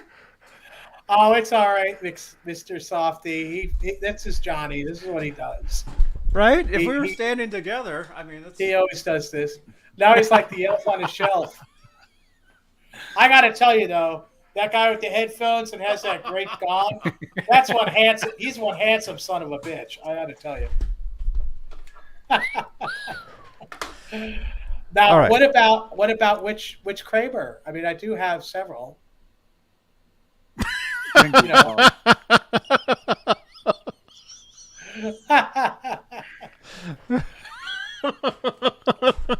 I like the Stingle claws. Yeah. All right. I'll tell you what. I'll show the 85. Show whatever you have right there. Well, I've got a Gibson SG and I've got parts. Oh. I have to go to the other room, but I could grab one. He says the yellow. He says the yellow one. Right, that's the 85. Yeah, I'll grab that one. This is the guitar that we kind of looked at. The guy wants like $6,000 for, but this one's a lot better. You know, this one's a lot better because it's got the the stigma. It's got the story. Okay, so I'll be back. Hopefully, I won't run into my housekeeper. Okay. All right. We'll show photos while you're gone. People are... Hey, Johnny G was asking me about this one. This is a Grover Jackson OG. So these are new. These are the new ones that he's putting out now. And the cool thing about these is they're the Friedman. Wait. These were Friedmans when Dave Friedman and Grover Jackson were doing them together. And Grover moved to Nashville. And I guess he set up shop there. And now he's doing his own stuff again. But these are basically a Friedman. They've got the same. It's a Friedman without the Friedman name on it, and it's all the same specs as the Friedman. So cool. OG. That's what Grover Jackson's calling them now. OG. And yeah, it's a Friedman. If you're looking for a Friedman, and you want the Grover Jackson exclusively. That's what that guitar is. This is a prototype, which is kind of cool because the serial number is handwritten in an ink pen. So this is one of the first prototypes when he started doing them. So this is a cool guitar. This is a cool guitar. That's awesome. Okay. All right. Robbie's not back. Although let's do the drawing. Let's do the drawing. Oh, that's a good idea. Well, everybody's gonna leave after that. That's okay though. And actually, I'll stand up for a minute. It's easier to do that. Okay, somebody's sending a bunch of photos in, so we'll show these. I don't know who's sending these in, man. I don't know who's. Who's sending this stuff, man? I don't know. Some Buckethead. Atomic. Okay, Atomic Punk is sending these in. Oh my gosh.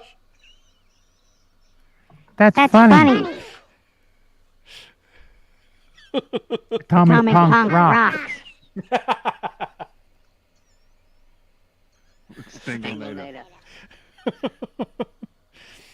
And then this one of everybody.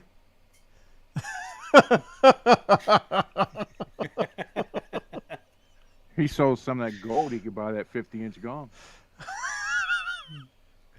Yeah. He could.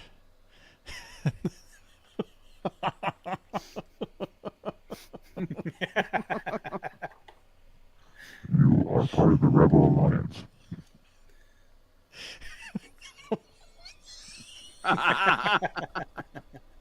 What is that? Where does he get those pictures from? I don't know. Something called the internet. Oh my gosh. Yeah, that's. Oh! Oh! Yeah. Oh!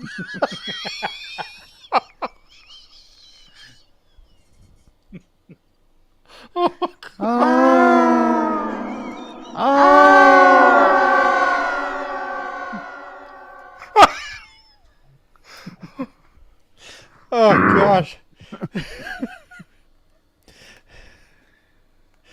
Well, that'd be that guy. He was on Star Trek.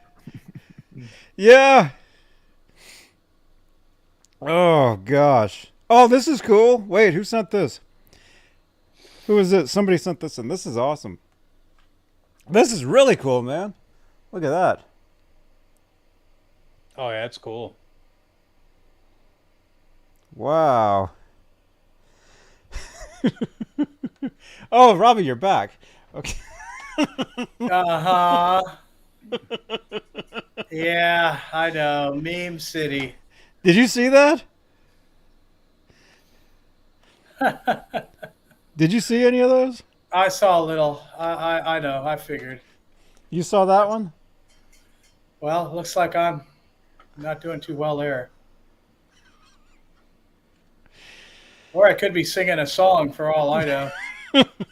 There's a lot of footage from me out there. Oh. Uh-oh. Yeah, it took me a little while. I don't move very quick, but Zora's sleeping in front of the guitar case. So, Oh. Ned's sleeping right here in this chair. I know. I thought the same thing, Jeff T. It does look like an examination. It's horrifying. There is a giveaway. We will get to it. But I've got this guitar here to show you. The request from Chris. Biggest my house. My house isn't that big. I've got about 1,240 square feet. So it's not very good. Saturday Night Live gave you diabetes. Yeah, diabetes sucks. I hate that. I'm fighting that all the time. Okay, folks. Here it is. This is the 1985 Kramer Beretta with recessed. Oh, yeah. That's Okay. cool. Yep. Now, my serial number is E3848. The one we looked at yesterday was like, what, Eve, like 400 something? By this time, they were all pointies. By this time, they were all pointies, okay? This body was meant for a pointy. This is an 85 Floyd, and of course, you ready, Johnny? Are you ready? I want to make sure you're ready. This is the 78 Custom Shop Staggered Winding Alico 2 pickup. Made by who? Wound by Marcelo Juarez for Seymour Duncan. Hi, this is MJ from the Seymour Duncan NAM 2023 in Anaheim, California. You're watching Johnny B. Johnny B. Johnny Bean, okay? Thank you. Thanks for all your support. There we go. Hi guys, Seymour here at the NAM 2019 with Johnny Bean. We're having a good time and enjoy. Yes, everybody. Seymour Duncan pickups. They're the best. Thank you. This one has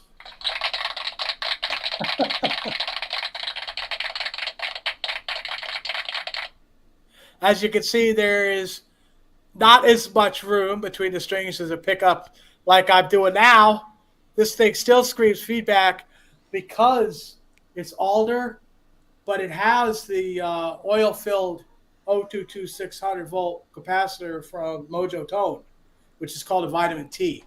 So the more dense alder is not really tinny because of the bigger capacitor wired to the potentiometer. Petometer. Potentiometer. It goes from hot, the pickup hot, and then that same connection, it goes to capacitor, wired to that same connection, and then to ground. It does not bridge. It goes to the back of the potentiometer. And that's how you get the warm sound out of it. And yeah, it's vitamin T. This is the guitar. It's with the Floyd Rose from 1985, and this is the neck that I saved from being destroyed. That I was supposed to break them all, and I didn't break this one. Okay, this has never had any finish on it, never had any oil, nothing, absolutely nothing. It's bare wood. It's been bare wood since '85. And it's never had any finish on it at all. I ended up putting the truss rod cover on there eventually. And this is, got some pretty low action there, huh? Oh, yeah. So, I mean, this is a great guitar, This is the Lucido Tilted, 1985.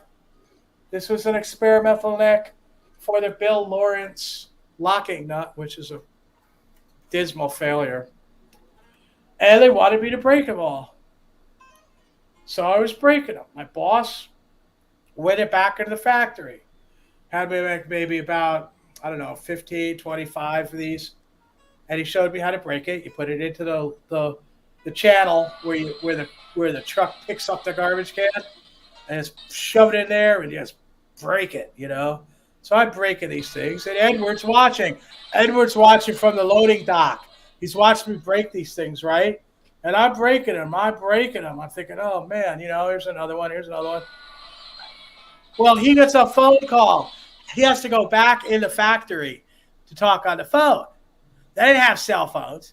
There's all landlines. He went into the factory.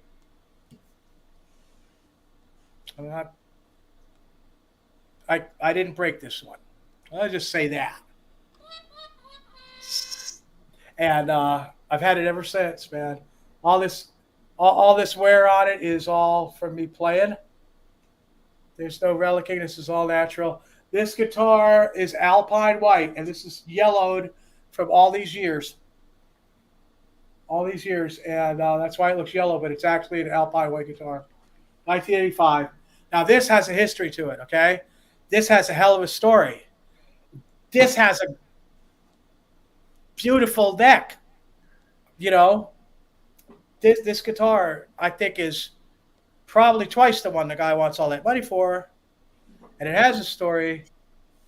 And I even got the right case for it, for God's sake. And, I wouldn't sell it. I've had this my whole life practically, right? Not as long as that SG, but almost. Right now I have this tuned to drop D. This is my heavy metal. This is what I use on my super chug songs. That'll get sometimes sent to hippie, sometimes not. Some things are too long for them. But a lot of the great songs I've done have been on this guitar. And I just decided to have one tuned to drop D instead of trying to use the D tuner. No, this is the drop D guitar. If I want to play something drop D, I grab this. And this is the guitar I played the original on for the heavy metal month of metal show, if Hippie has it at the end of this month, with Danny in Hangry. This guitar here. And yeah, I mean, the action's killer low, and it plays just great. And the frets are dressed perfectly, and they're low. It's just like the way Edward liked them back then, because he liked really low frets back then. And you can see there's not a lot of fret there, huh? They're all crowned and they're all there and all ready to go. And yeah, it just all makes it easier. It really not even easier. It makes it possible for me to play with my rheumatoid arthritis, because basically, if the guitar don't play itself, I can't do it. You know, it's not like I have a lot of time where I could say, "Oh, I don't like the way that turned out. Let's do it again." I'm lucky to stand long enough to do it.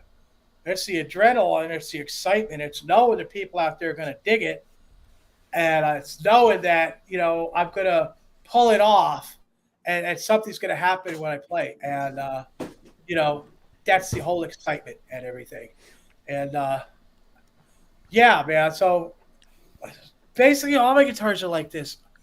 They're so important to me, and they've got a really good history, whether the parts or the entire guitar in this case. Then I had to go build one out of, had to totally reshape that body, what's that name of that company? Music, Yo. No, it's not Music Yo. I wouldn't even use one of those. Music Craft? Music Craft, correct. Right. I had to totally reshape that body. There was a whole lot of stuff to do. And I probably could have done better. With what I'm doing with this body now, I think I probably could have done better with that one if I'd have tried. And, of course, the neck from Adam. You got your FU tone large banana, one piece, fretboard is the neck.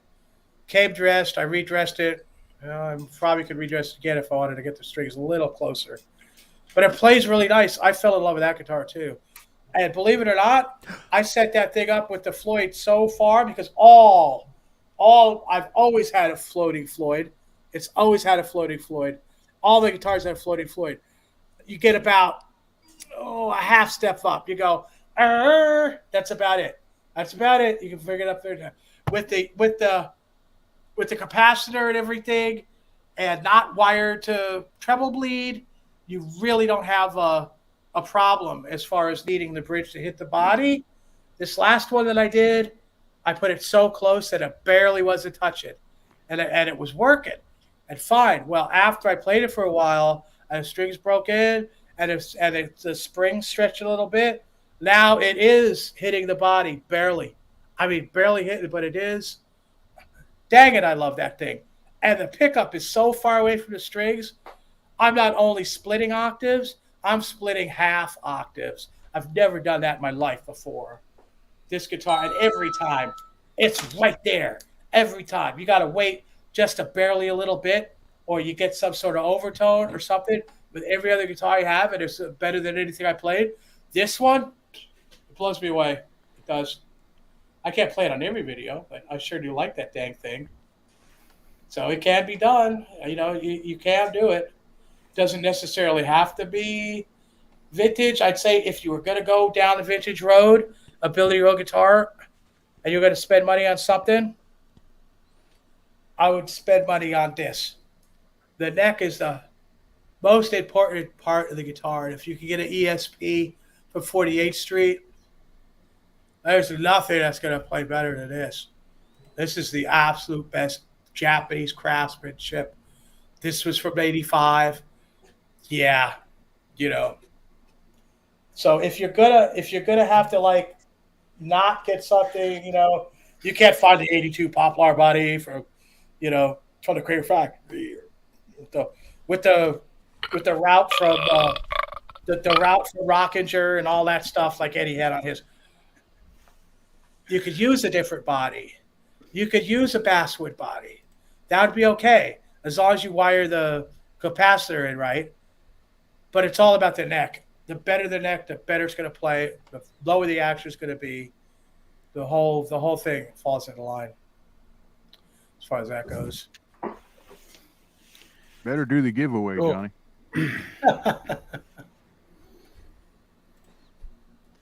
All right.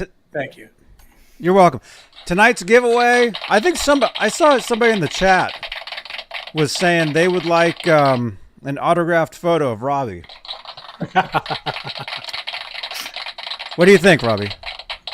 Oh, sure, man. No problem. Send it. Send it. Yeah, go ahead. You got one there. My signature is not. My signature is not that neat. You'd have to scribble it a lot more than that.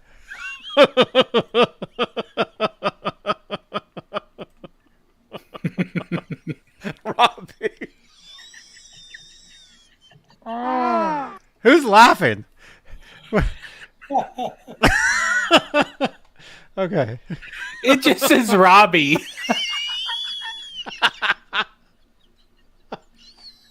It's an autographed photo framed. Somebody was saying they wanted that. Oh boy.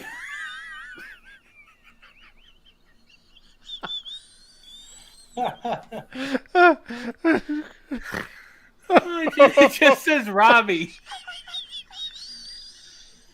Oh yeah. Well, that's Robbie.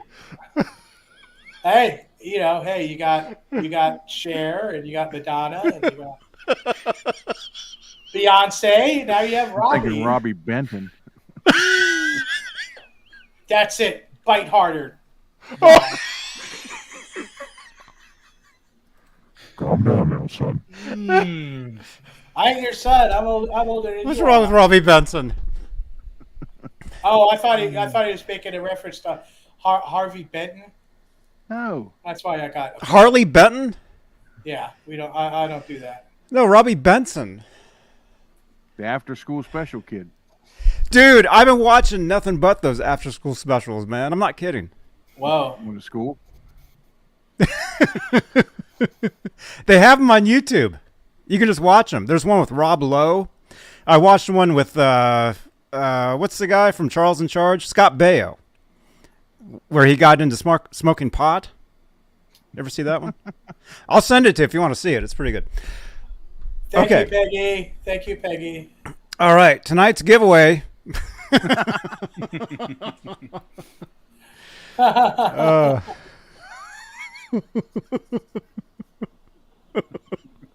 Skyprop, you saw that one? It's pretty good.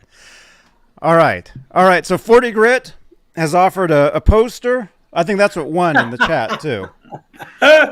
Oh my God. What? Oh, G. Bushnoff says I'm in the middle of singing a Whitney song. No, that was Prince. That was Prince, right? Nothing compares to you. I never did that one. Mm-hmm. Okay. All right. Thank you again, 40 Grit. Yep. Let's draw. Here we go. We're gonna draw. We actually got more people. Somehow, more people showed up. I don't know what happened. Let's see. Can you guys see that? There we go. 75 entries. That's not good. bad, man. We got 75 entries for that poster. That's a So, good Saturday night, Johnny. It is. Yeah, tonight was great. Thank you, everybody. Oh, yeah, before we do that, let's say thank you to our channel members before everybody leaves. That's right. Johnny's on the way out here. Thank you. Yeah, well, I've got Twitch to do as well. Maybe I ought to say it right now. Rock on! Good night. Okay. All right, here we go. The winner of the PV, Eddie Van Halen, 1998 PV. It's the Wolfgang special poster from NAMM. And they have to be present to win. And they have to text you immediately and say, yes, I won it. Okay. Uh-huh.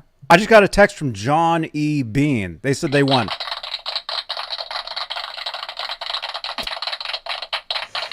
Just kidding. Okay. All right, you guys ready? All right, you got to be present to win. Present to win. We might be here a while then. The winner is Team Elements, which technically is me. So thank you. I'll take it. No, we got to go again. All right.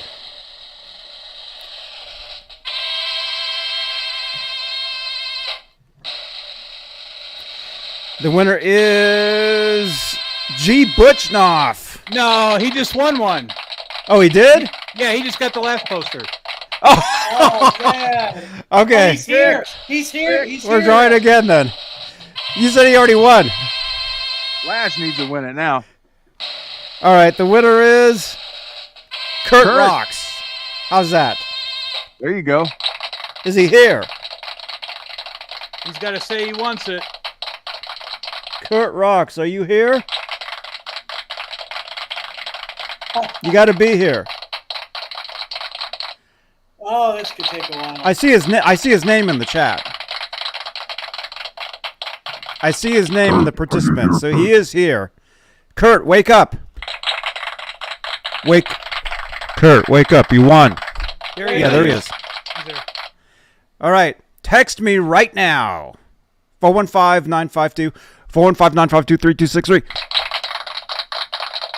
You only get one chance. You only get it. Johnny gets a poster. Yeah. Yeah, if you don't text us right now, I'm going to send you this.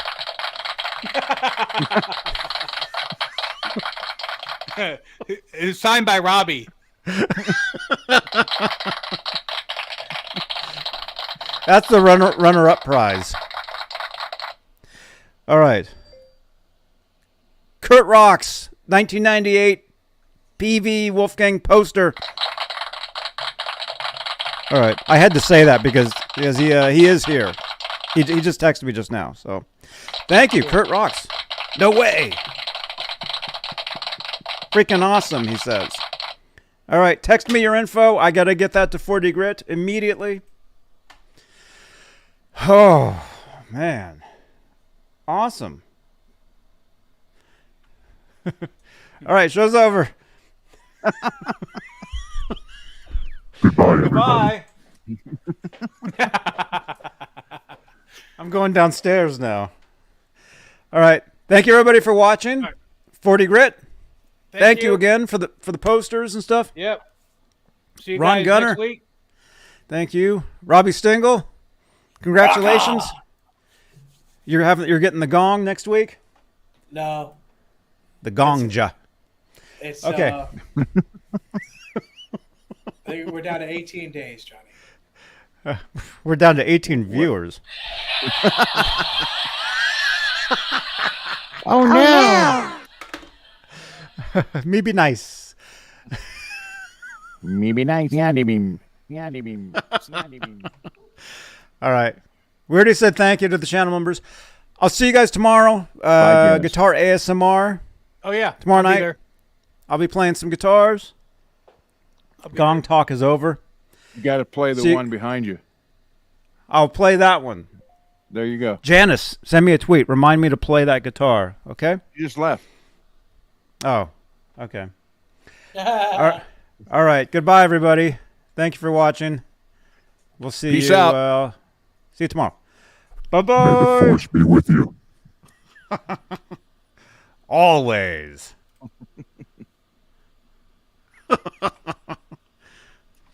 The force is strong with that one. Subscribe. Oh yeah, we need to get to 10,200 subscribers. No, 300. 10,300 we need to get to. All right. Goodbye, everyone. Rock on! Everybody. Where's the ending? Bite me, Ron.